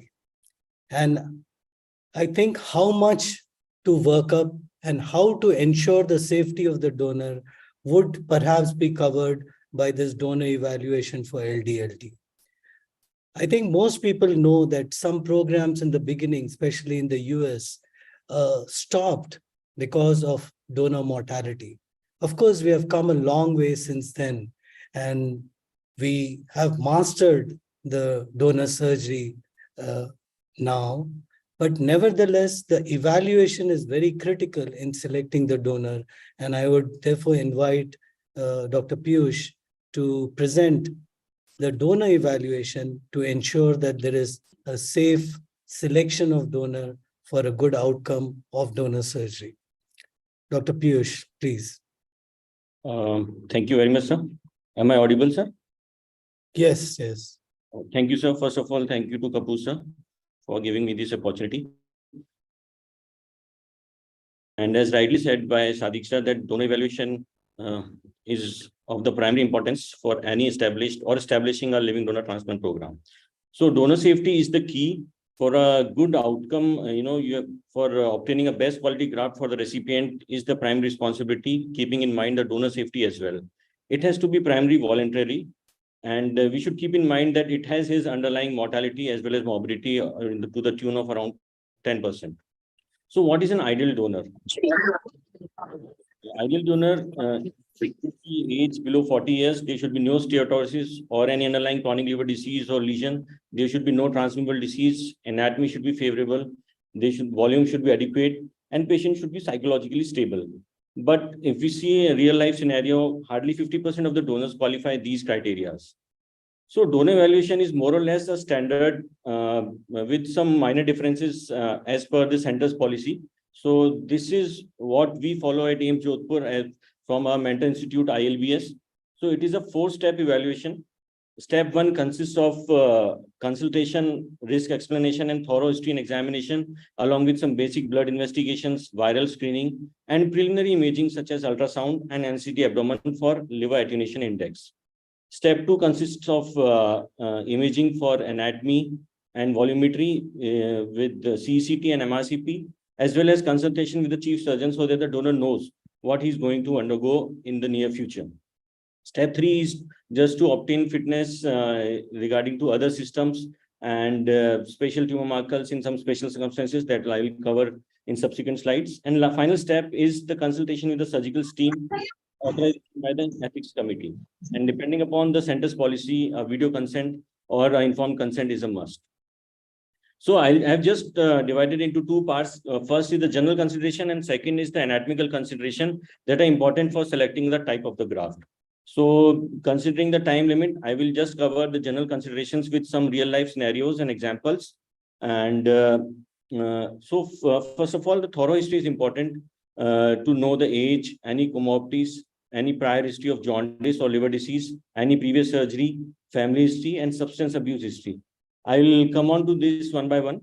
So as we all know, this data is extrapolated from DDLT. As the age of the donor increases, there is increased chance of steatosis and as well as increased susceptibility to ischemia reperfusion injury. So the same holds true for the living donor as well. So as the donor age advances, there is a chance of increased steatosis.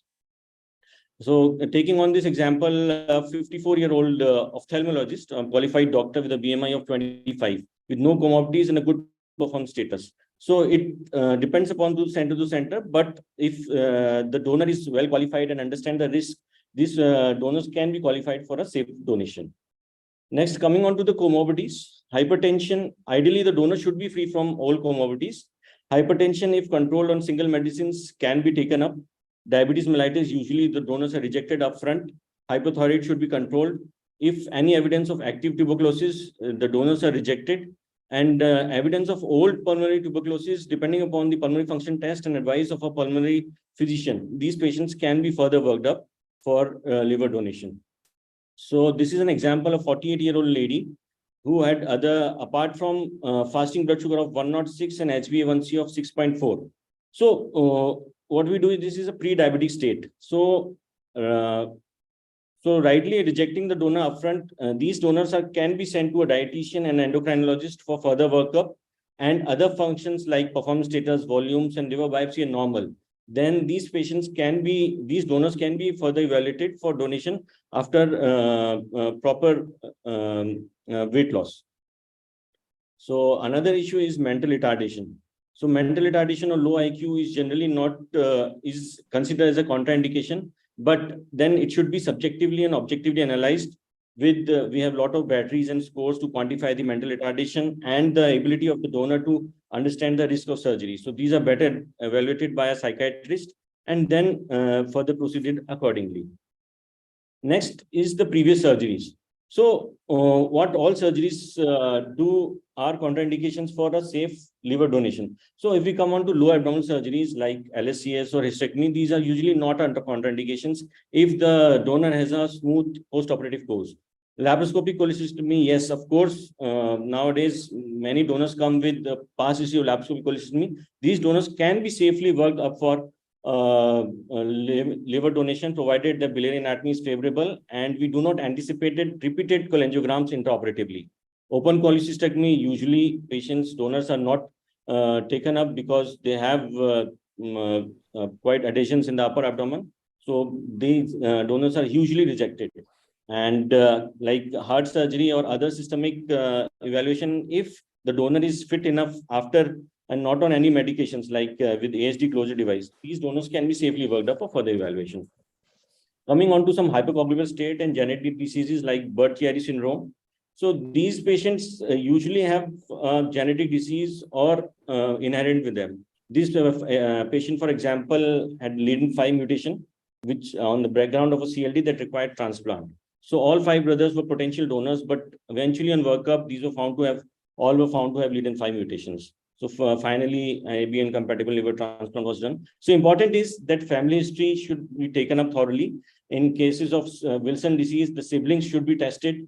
In Budd-Chiari syndrome, the donor should be evaluated for a hypercoagulable state. And in case of autoimmune etiology, the donors should undergo these tests like ANA, AMA, anti-LKM1 and IgG. Coming on to the abuse or history, alcohol and smoking, active abuse is usually a contraindications. Drug use, proper history should be taken up, like especially drugs like valproate and lithium are hepatotoxic. So proper history should be taken. And if the patient has prior history of steroids, then these patients are usually rejected. Donors are usually rejected. Coming on to the examination, the BMI, performance status, vitals, and system examinations, all are important. This lady of the BMI of 32 kg per meter square. So ideal BMI should be 18 to 28. If the donor is having a BMI of less than 18, they are usually rejected and advised to have weight gain. Between 28 to 30, weight reduction, diet and exercise are advised. More than 30, these donors are usually upfront rejected and accepted only after proper weight reduction and may require liver biopsy to quantify steatosis. So this lady for donor for husband for ethanol blood group A positive. So usually blood group matching is done, but just to highlight that ABO incompatible liver transplant can be done at specific with equivalent results. So this is also an option, but usually a blood group compatible transplant should be offered upfront. Coming on to the modifiable factors, suppose the patient is having low hemoglobin or a high hemoglobin. So these patients should be further worked up for correctable causes such as in females, they should be worked up for iron deficiency anemia or vitamin B12 deficiency anemia, stool for occult blood and menstrual loss. Proper history should be taken. And the causes of high hemoglobin such as smoking or high altitude should be ruled out. And of course, hematology, JAK-STAT mutation should be tested. And if there is a platelet count is low, then before rejecting the donor, these counts can be checked manually. Sometimes there can be error and found to be normal. So if there is some correctable cause, then these causes can be corrected and then these donors can undergo donation safely after correcting these causes. But sometimes these uncorrectable causes are found, so these have to be rejected. Coming on to the deranged liver function test. So deranged liver function test, they can be either indirect hyperbilirubinemia in a normal donor or enzymes can be high. So coming on to the hyperbilirubinemia, there can be 2 major causes like G6PD deficiency and a Gilbert syndrome. And enzyme may be high due to history of alcohol or non-alcoholic steatohepatitis. And these patients are usually advised or weight loss and further evaluated with a liver biopsy. So this boy was evaluated with G6PD as well as starting found to have homozygous repeats for TS7. So he was advised weight reduction and dietary modification. And after 1 month, these LFTs were all similar. So he underwent liver donation safely. So the point to highlight is that not G6PD deficiency above WHO class 2 and these Gilbert syndrome, these are contraindication nowadays, provided that liver function tests are normal and other parameters are within safe limit. Coming on to the viral markers, if any of the viral markers such as surface antigen, anti-HCV and HIV is positive, these donors are rejected. Anti-HB core is another topic. So the detailed history has to be taken, and in certain circumstances, these donors can be accepted provided that the recipient has to be long-term lamivudine or other antivirals in the post-operative period. Coming on to the NCCT, liver attenuation index, that is the ratio of liver to the spleen, has to be in the range of +5 to 15. If it is less than -10, that indicates the steatosis is usually more than 30%, and these donors are usually rejected. If in the range of -10 to +5, these donors can be worked up with further dietary modifications, exercise, and a repeat LAI in a liver biopsy to check if they can be proceed to further safely donation. Abnormal liver biopsy has specific indications such as abnormal liver function test, high negative LAI, individuals with BMI more than 28 or 30 who are on a weight loss program, age, genetic relationship to a patient with autoimmune or a genetic liver disease, and a core positive serology. Usually on biopsy, if there is more than 30% steatosis, these are rejected, less than 10% are safely accepted.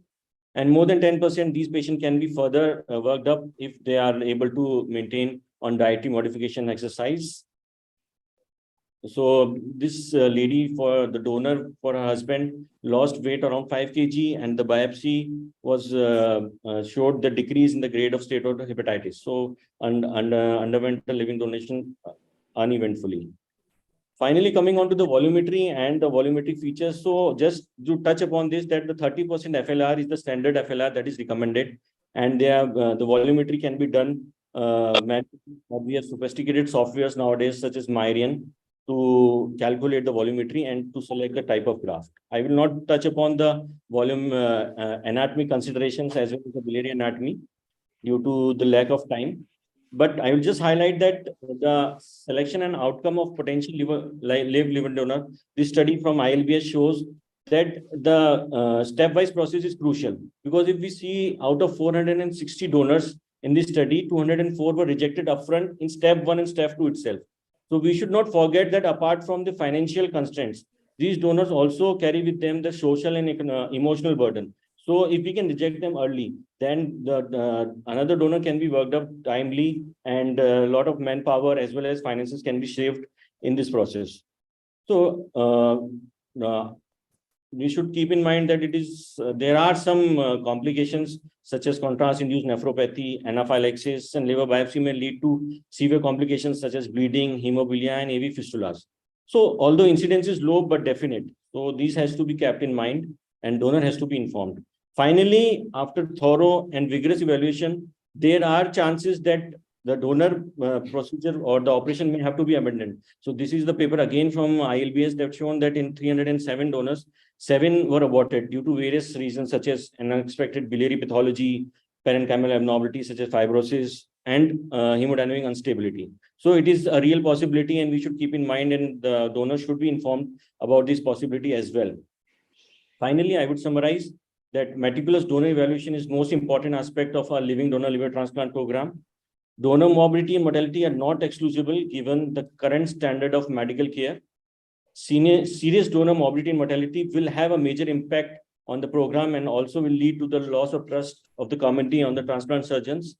Any center that is embarking on a living donor liver transplant program should establish a protocol and adhere to it. Obviously, the donor will suffer from a donor operation. She should not have additional trauma and suffering due to negligence during the evaluation.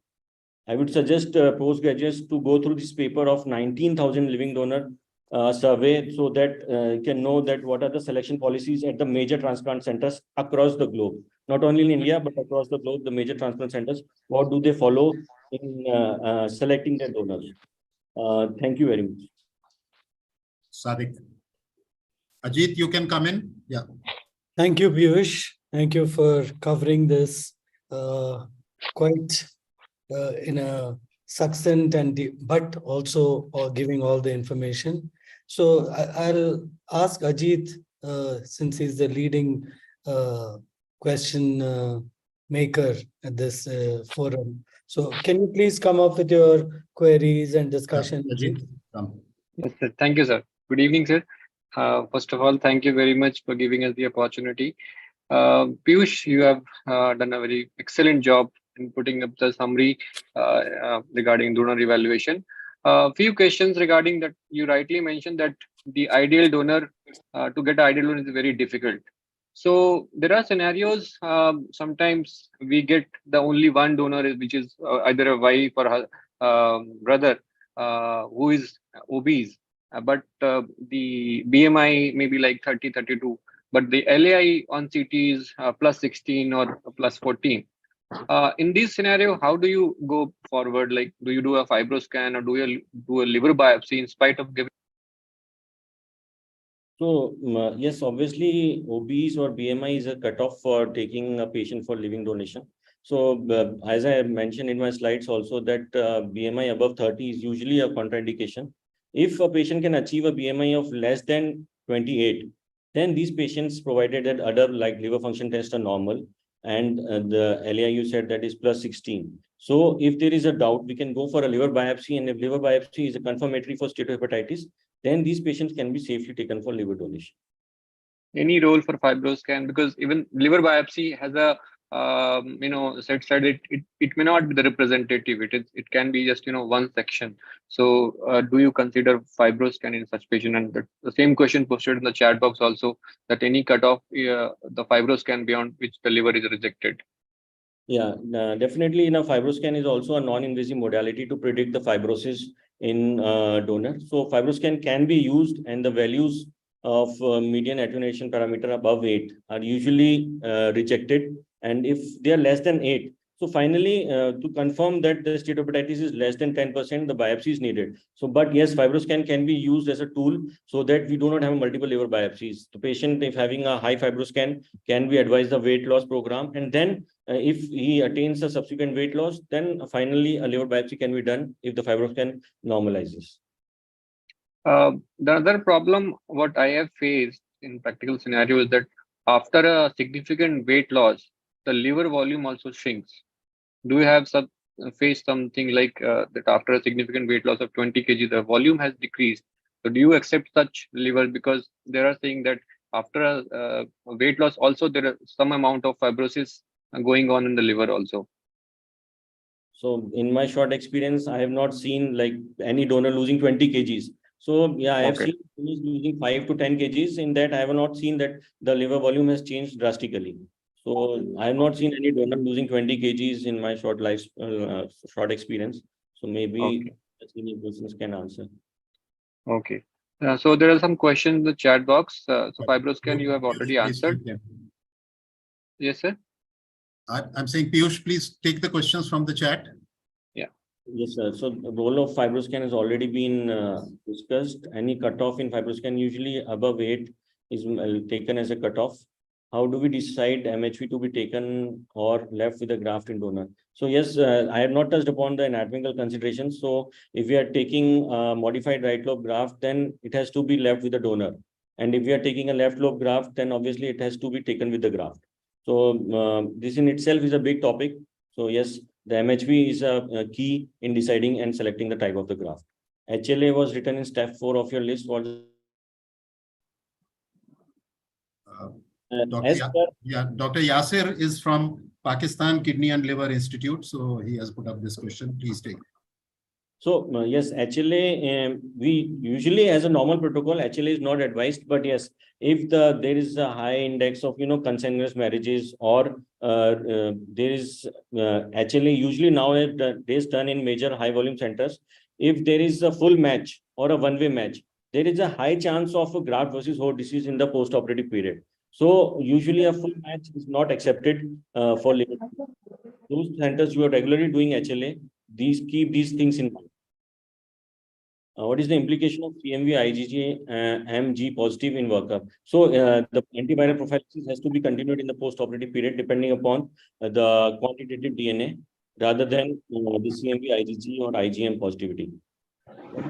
The lymphocyte cross match doesn't usually not done.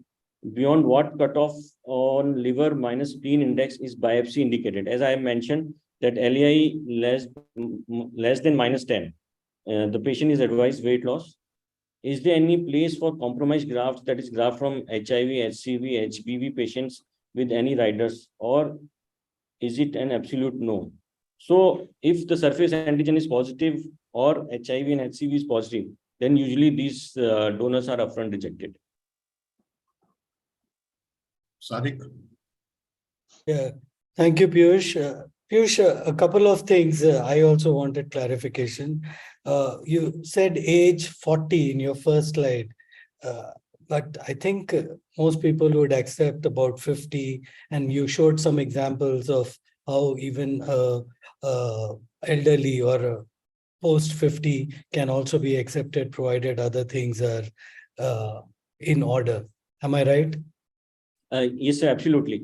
So as I already mentioned that the ideal donors are like, if we do real life scenarios or practical scenarios, we found that less than 50% of the time, there will be all the criteria will be fulfilled in ideal donor.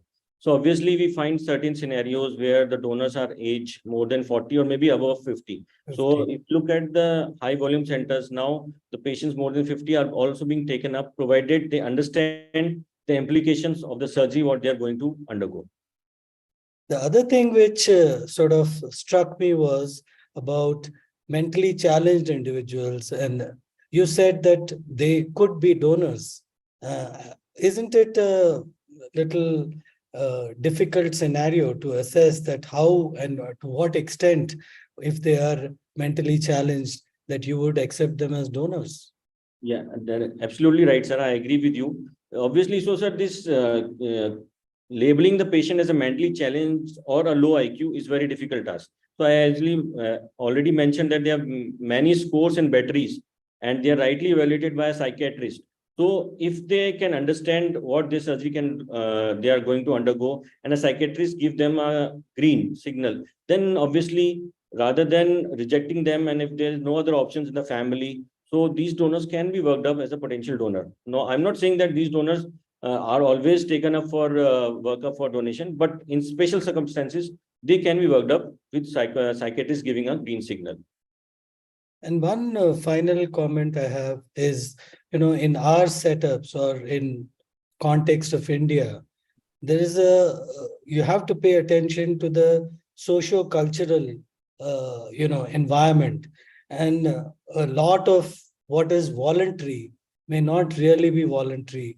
So how do you, in your practice, make sure that it is actually a voluntary donation and not in some form of a coercion or in some manner, a subtle coercion because of the family dynamics? You're right, sir. Especially in the Indian circumstances, this is quite possible. But yes, a thorough counseling session with the donor individually is important. With the chief transplant surgeon is also important. And obviously, certain things are beyond, and these has to be looked upon by the institutional ethics committee.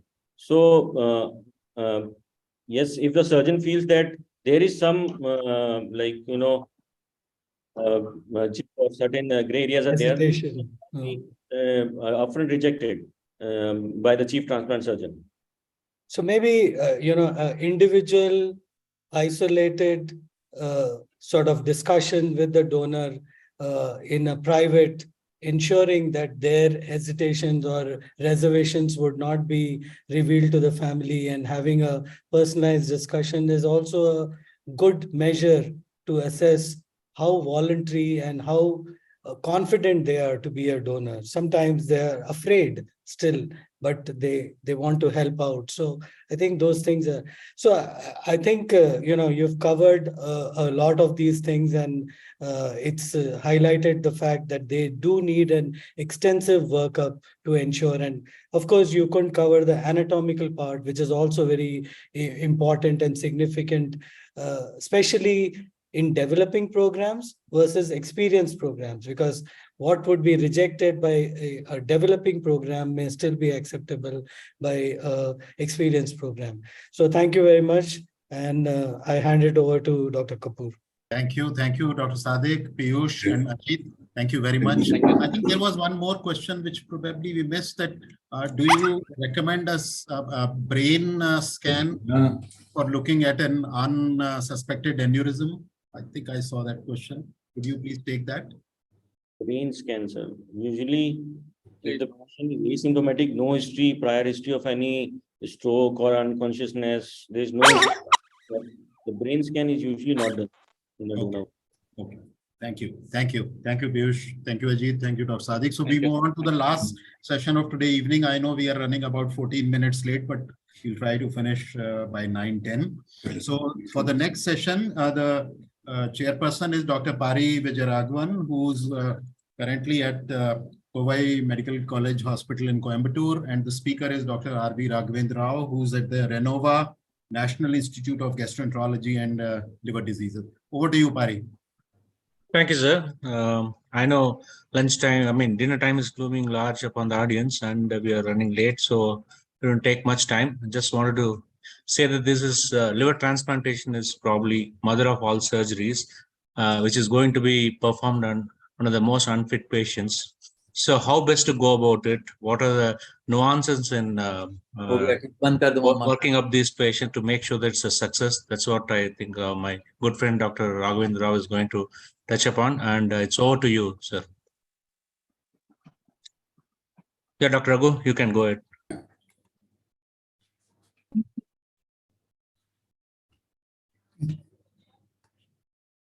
Dr. Raghvendra Rao? Yeah. Yes. You can make it full screen.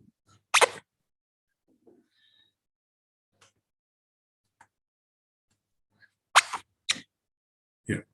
So thank you very much, Professor Kapoor and the Jaipur Surgical Society for inviting me for this talk. And having covered... Can you please make it a slideshow? Just click on the slideshow.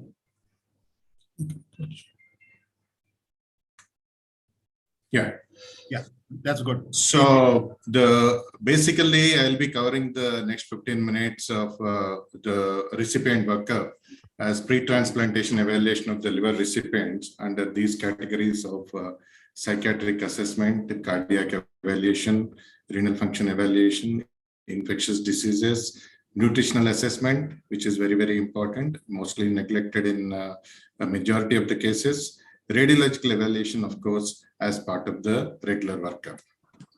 Very important to have proper psychiatric interview, as is being stressed for donor evaluation by the previous speakers and the chairpersons. Similar workup and psychiatric interview for the recipient, where the patient's reaction, what is his take on the problem he has at hand, that is the end stage of the disease, the knowledge about the transplantation and the how compliant he was in the previous treatments whenever he was admitted with the treatment protocol and the advice which is given by the healthcare professionals, acceptance of post-transplant medical regime, which he really understands or not, and the need for the daily immunosuppressive drugs and the regular medical follow-up, which is very, very important for the success, long-term success of these transplants, and how the family is taking up this process of, is definitely a burden on the family, a stressful situation, how the family is reacting to the news of the transplantation.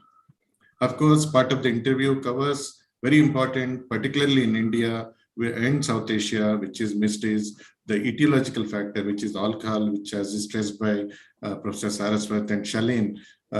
It is a very important cause of etiological factor for end-stage liver disease in India. Illicit substance history, nicotine usage, which can affect the post-operative outcomes, past psychiatric history and developmental history, and mental status examination is very important. Alcohol abuse and this the risk of its relapse is very important to assess before taking up the patient for a transplantation. Next very important factor which needs to be understood is the cardiac evaluation. Why is it important? Because there are various situations which can arise during and after transplantation, liver transplantation, like events leading to severe hemodynamic stress and compromised cardiac function. Like preload reduction is a very important issue during the transplantation, particularly because of the massive blood loss and sometimes requirement for IVC cross-clamping. Rapid increase in preload during reperfusion, leading to post-reperfusion syndromes, which can include hypotension, myocardial depression, and rhythm abnormalities. Increase in the afterload, particularly if there are rare situations of aortic clamping for reconstruction. Acute acidosis, hyperkalemia, hypothermia, which can arise during reperfusion, which can lead to cardiac stress. Hypocalcemia in the citrated blood products, particularly after massive blood transfusion, can put acute stress on the heart function. So basically, we need to look at the coronary artery disease, presence or absence of heart failure, both systolic and diastolic. Portopulmonary hypertension is very specific factor which needs to be evaluated, which needs to be addressed before transplantation in these cirrhotic patients. Arrhythmias, of course, dilated cardiomyopathy induced by cirrhosis, cirrhotic cardiomyopathy, and particularly if the etiological factor is background disease of hemochromatosis, sarcoidosis, amyloidosis is there, a part of the disease process can also involve, lead to infiltrative cardiomyopathy, which can compromise the cardiac function. History of smoking, hypertension, diabetes, cardiac illness, family history of premature coronary artery disease, hyperlipidemias, diabetes, obesity, and NASH. These can affect the cardiac function. And the way to evaluate with the basic parameters like basic evaluation like ECG can address, can give us information regarding a lot of changes, particularly coronary artery disease, axis deviations, bundle branch blocks, and indication about cirrhotic cardiomyopathy. Of course, the next step of evaluation will be a 2D echo, which is done for majority of the problematic cases, and ejection fraction evaluation, motion wall abnormalities, valvular abnormalities, and these factors can be really assessed very well by a good cardiologist on 2D echo. Bubble contrast is a very specific tool in identifying hepatopulmonary syndrome in cirrhotic patients. So apart from routine evaluation, bubble contrast echo is a very important parameter to be addressed. Stress testing is a very important parameter, particularly with the TMT test or dobutamine stress echo is a very important tool for assessing the cardiac function in cirrhotic patients. And the myocardial perfusion scintigraphy may be indicated in some of these patients before going on for angiogram, coronary angiogram. Coronary angiogram is very useful tool, particularly if you have a positive stress test in the recipient. But when you are having a LV dysfunction or a LV function of less than 40% on 2D echo, and a patient is above 60 years of age, or any patient with long-standing diabetes, particularly which is involving the end organs like nephropathy and retinopathy. Right heart catheterization is useful tool, particularly in assessment of portopulmonary hypertension. RVS, right ventricular systolic pressure of more than 40 on 2D echo can be a good indicator to take up the patient for right heart catheterization to assess the portopulmonary syndrome. And also right heart catheterization is studied to measure pressures in the both right artery atrium and also right ventricle, pulmonary artery, and pulmonary capillary bed pressure. Basically, pre-transplant cardiac evaluation, this is a busy slide, but you can see from the basic evaluation of physical and history examination, electrocardiogram and echocardiogram, you can come to a reasonable appreciation of the status of the cardiac status of the patient. And if there is normal on evaluation and the age of the recipient is more than 40 years, risk factors of CAD are not there, you can directly go for transplantation. If any one of these changes are there, then you escalate your evaluation to the next level of stress testing by treadmill test or dobutamine stress echo, or if any one of these factors are suggestive of a less ejection fraction of less than 40%, wall motion abnormalities, then you may consider coronary angiogram, or if there is any indication of right heart pressure increase or RVSP of more than 40, you go for right heart catheterization. Portopulmonary hypertension is a very important parameter to be assessed in preoperative evaluation of these recipients. Common presentation, you can assess fatigue, external dyspnea, exertional dyspnea, syncope, chest pain, sudden death. Fatigue is very common in cirrhotic patient, but if it is associated with any one of these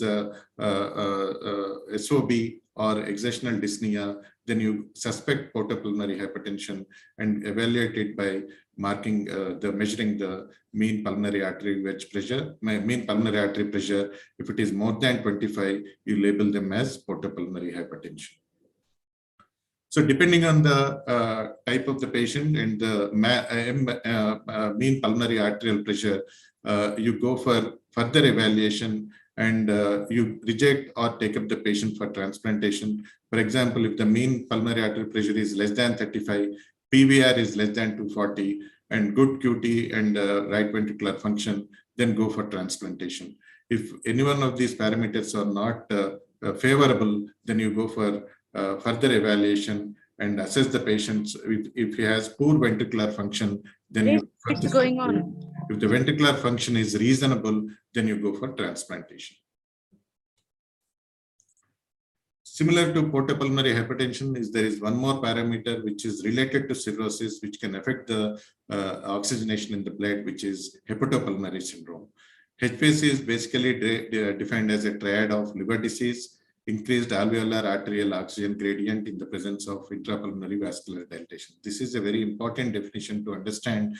And you suspect basically any patient with cirrhosis with hepatopulmonary syndrome on your basic ABG, arterial blood gas analysis. If there is arterial hypoxemia, then you do suspect hepatopulmonary syndrome in these patients and make a positive effort to diagnose or reject the case as hepatopulmonary syndrome. A suspected HPS patients are those patients with cirrhosis who have cyanosis, clubbing, orthodeoxia, and also platypnea. These are the patients who require further evaluation other than the ABG in the form of confirmation of HPS by a bubble contrast echo, which I mentioned previously, is a very, very useful tool in assessing the severity of the hepatopulmonary syndrome and also the shunt fraction.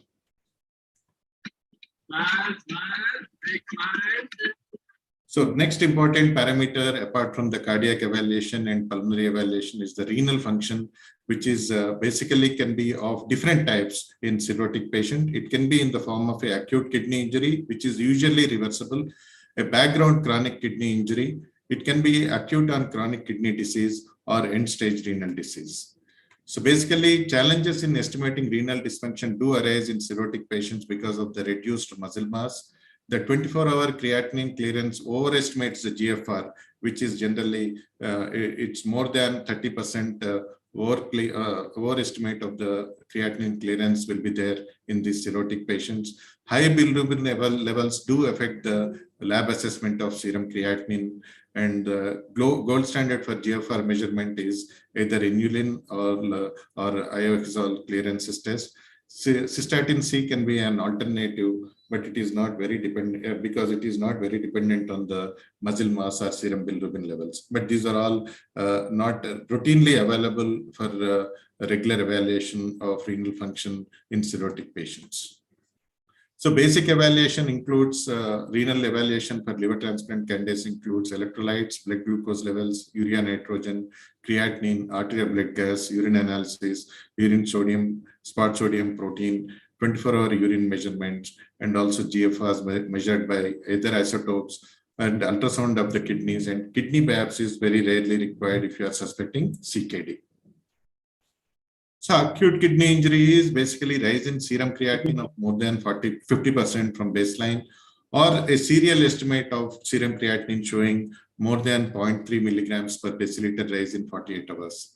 So HRS type 1 is a specific form of acute kidney injury, which is mostly recoverable. Chronic kidney injury can be a problem if the GFR is less than 60 ml per minute for more than 3 minutes. And HRS type 2 is a form of CKD, which is a common presentation in some of these cirrhotic patients. Acute and chronic kidney injury can be a problem if there is a rise in serum creatinine of more than 50% from baseline, then you suspect acute and chronic kidney disease. What is very important is identifying the associated renal diseases in cirrhotic patients. For example, hepatitis C is very commonly associated with membranous proliferative glomerulonephritis or fibrillary glomerulonephritis. Similarly, some of these patients with alpha-1 antitrypsin deficiency or primary biliary cirrhosis can have association with either IgA nephropathy or membranous nephropathy. So it is very important to identify, particularly when you are dealing with a cirrhotic patient with hepatitis C virus, which is a common association with renal disease with cirrhosis. Of course, any patient who is undergoing liver transplantation will have a basic radiological evaluation, including ultrasound, CECT, and some of these cases we also do MRCP, not mandatory, but yes, it may be required. Portal vein thrombosis and in cases of PVT, studying carefully the location of the shunts, their diameter, the assessment of the other veins, other mesenteric vasculature, for example, the SMV and the splenic vein assessment, looking for the hepatic venous thrombosis, arterial anatomy, looking for celiac artery stenosis, replaced hepatic arteries, and any unsuspected malignancies or abdominal tuberculosis. These are common issues to be evaluated in the radiological evaluation. Chest, of course, needs evaluation for pneumonia, effusions in these patients, MRI brain in elderly patients to rule out any chronic SDH or AVM. Nutritional assessment is a very, very important parameter. Some of these patients are very prone for sarcopenia. Body weight may be affected by ascites, edema, and diuretics. Though they weigh normal, their weight may be normal, their muscle mass is very low, and some of these are really sarcopenic. Anthropometric measurements are of questionable sensitivity. Nitrogen balance studies are also affected because of the background renal dysfunction. Total protein, albumin, may not be helpful, though pre-albumin can sometimes be of good assessment value for assessing the nutritional status. Subjective global assessment is a method based on patient history, examination, and existing condition. It is a validated procedure. It is found to be a reliable tool in assessing the nutritional status. This is a quick reference guide for subjective global assessment, which includes the history, physical examination, existing condition, nutritional rating based on the results of the history, physical examination, and existing conditions. So you can grade the patients as either they are well-nourished or moderately nourished or severely malnourished patients. And depending on that, you can plan your pre-transplantation nutritional replacement. Very important, because a very important parameter is evaluation of infectious diseases, because these are prone to be resurfacing in the post-transplant period because of the immunosuppression. So basically viral infections, bacterial infections, fungal infections, latent infections, particularly tuberculosis, which is a very important problem in India. And evaluation includes various serological tests or NAT assays, for hepatitis B, C, D, and HIV, and also CMV, EBV, and these things need to be evaluated. And this is basic evaluation of infectious diseases in cirrhotic patients. So special emphasis should be given on immunization history, particularly with this past pandemic. Everybody is insisted on to have COVID vaccination. Previous episodes of spontaneous bacterial peritonitis, previous episodes of bacterial cholangitis, travel history, residence of areas in endemic areas, and various screening studies, tuberculosis skin tests may be indicated in some of these patients, and serological studies for, as I mentioned previously, various viruses, including CMV, EBV, and varicella zoster virus.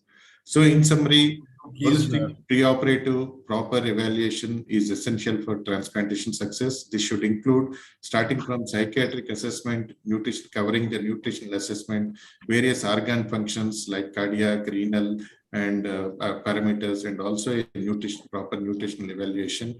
Subjective and objective methods are useful for different parameters. It need not definitely be only based on objective criteria or lab studies. It can even include proper history taking, physical examination. These are all done by the properly trained people, and these subjective parameters can be a very, very useful tool in assessing the preoperative assessment of the cirrhotic patients for fitness for surgery. Standardized terminology and risk assessment will help in proper preoperative optimization of these patients, give us time to optimize these cirrhotic patients and help in listing these patients for transplantation. Thank you so much. Yeah. Pari. Yeah, fantastic talk, Dr. Raghvendra. And we are just 4 minutes past 9. And sir, can we take like 5-10 minutes let's take before we wrap it? Questions in fine. the chat.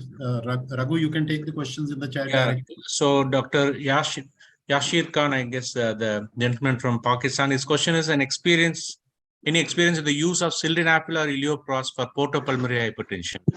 Dr. Raghu? Yeah.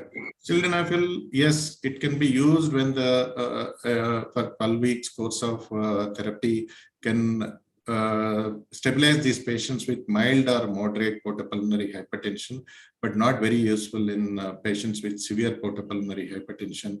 Even those patients who undergo this therapy needs to be quickly evaluated and reassessed after the therapy and taken up for transplantation. All right. So the next question is from Dr. Shashwat. The patient requires an angioplasty after an abnormal coronary angiogram. What is the time period after which a transplant can be offered?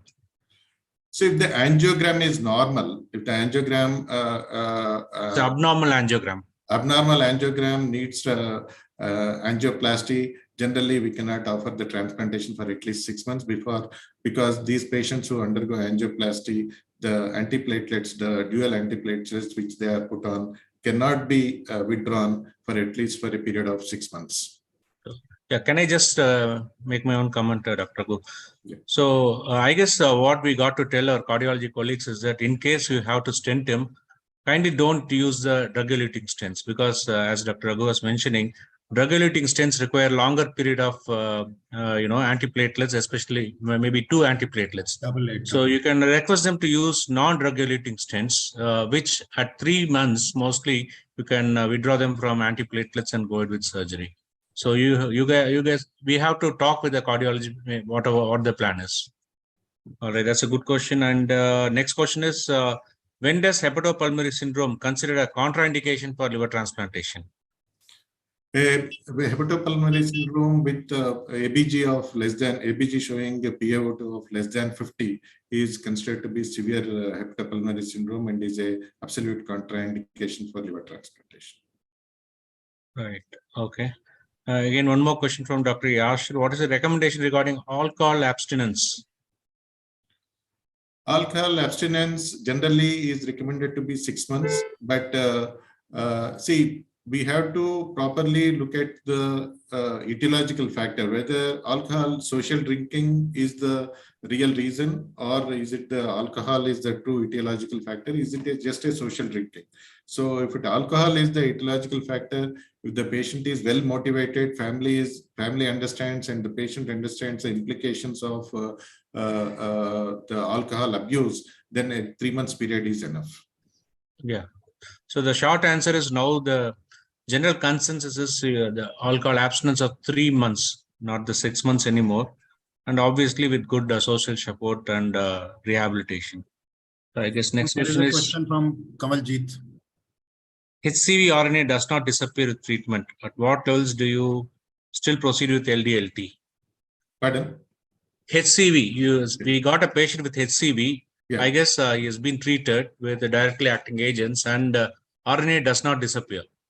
Yeah. At what levels do you proceed with LDLT? So if the value, if the mRNA, the RNA values are low log values, then even if the HCV treatment is ineffective, so with the currently available treatment protocols, you can still proceed with liver transplantation and restart the treatment in the post-operative period. Right. Fantastic. Any more questions? If there are, I don't see any more questions from the audience, in which case I have a few questions or comments from myself. So Dr. Raghu, you mentioned in detail about the infectious workup. I guess one more thing which is more important in our setting is antibiotic abuse. Most of our patients have had antibiotic courses over a period of several years or months, and in our setup we see a lot of antibiotic, the bugs resistant to even carbapenems. So I guess one of the important things is to see what is the prevailing pattern of their antibiotic resistance. And if the patient is already having a carbapenem resistance pattern in the pre-transplant period, it's very important to notice that. And we usually give a period of prebiotics and probiotics, and we do a stool testing for CREs, carbapenem resistant enterobacteriaceae. And if we still have a CRE, then this patient is higher risk for developing postoperative infection with CREs. That is one thing which I thought we usually do, and I thought probably I would mention that. Other thing is, you talked in detail about nutritional assessment. That's, I think, the most important aspect of preoperative workup. We have something called now prehabilitation, just like rehabilitation. It's called prehabilitation, where we give a lot of importance to nutrition and rehabilitation, like physiotherapy. So nowadays we start using objective assessment of nutrition, which in which case the CT comes very handy. The bulk or the thickness of the psoas muscle and abdominal wall muscles is a very, very good indicator of the ongoing nutritional status of the patient. So I guess nowadays that is being more and more used. So anyway, these patients get a CT scan for abdomen evaluation, and we also have to look at the abdominal wall musculature, especially psoas and the posterior abdominal wall muscles. And more we started using the ultrasonography for the muscle. So muscle ultrasonography is other thing which is coming up in a big way for assessing the nutrition in these patients. We do ultrasonography of the thigh muscles to assess the nutrition status. That is other thing which is coming up, probably worth noting. And renal evaluation, you touched in great detail. I just wanted to ask you, do you guys do DTPA renogram? Because as we know, creatinine is not very useful, and cystatin C is not widely done. In case you need to know the exact nutrition, renal status, we do DTPA renogram to assess the GFR. What is your practice in your center? Do you guys do DTPA renogram? Very, very selective patients, particularly if there is some background obstructive renal renopathy or background CKD, then we do the nuclear scan. Otherwise, not a rounding parameter. Yes. Yeah, because post-transplant, the GFR is expected to come down by almost 30% because of the stress of the surgery as well as usage of renotoxic agents like tacrolimus. The patients are supposed to have you can expect the patient's GFR to come down by 30%. So it's always a good idea to know what is the baseline GFR of these patients.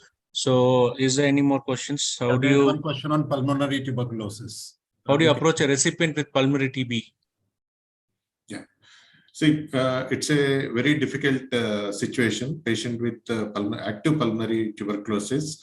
So generally we start off these patients with modified ATT, avoiding and taking care of the nutrition. Nutrition parameters are very important in these patients. So modify ATT for at least a month, and then reassess the patient for active infection, and then take up the patients for transplantation. Very end-stage liver disease patient.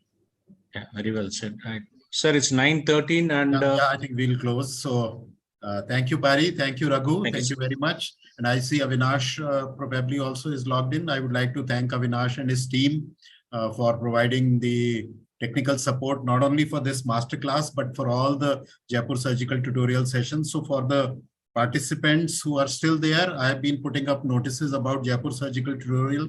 If you want to join, please send a WhatsApp message to my colleague, Dr. Anand Nagar. His number is there. And the third Jaipur Surgical Festival, 1st to 3rd December. The theme is, we have launched an international study group on of gallbladder cancer, just as ISGPS. And the topic which will be discussed is incidental gallbladder cancer. Work has already started. More than 60 content contributors have already contributed content related to different aspects of incidental gallbladder cancer. We've identified about 15 national and about 50 international experts. Many of them will be coming physically to Jaipur. And at that meeting, all these presentations will be made, and then a consensus statement will be kind of authored by all the participants. So tomorrow we meet again at 7 o'clock to cover the rest of the 4 topics. Thank you. Thank you once again, everyone, all the faculty, all the attendees. Thank you very much. Thank you.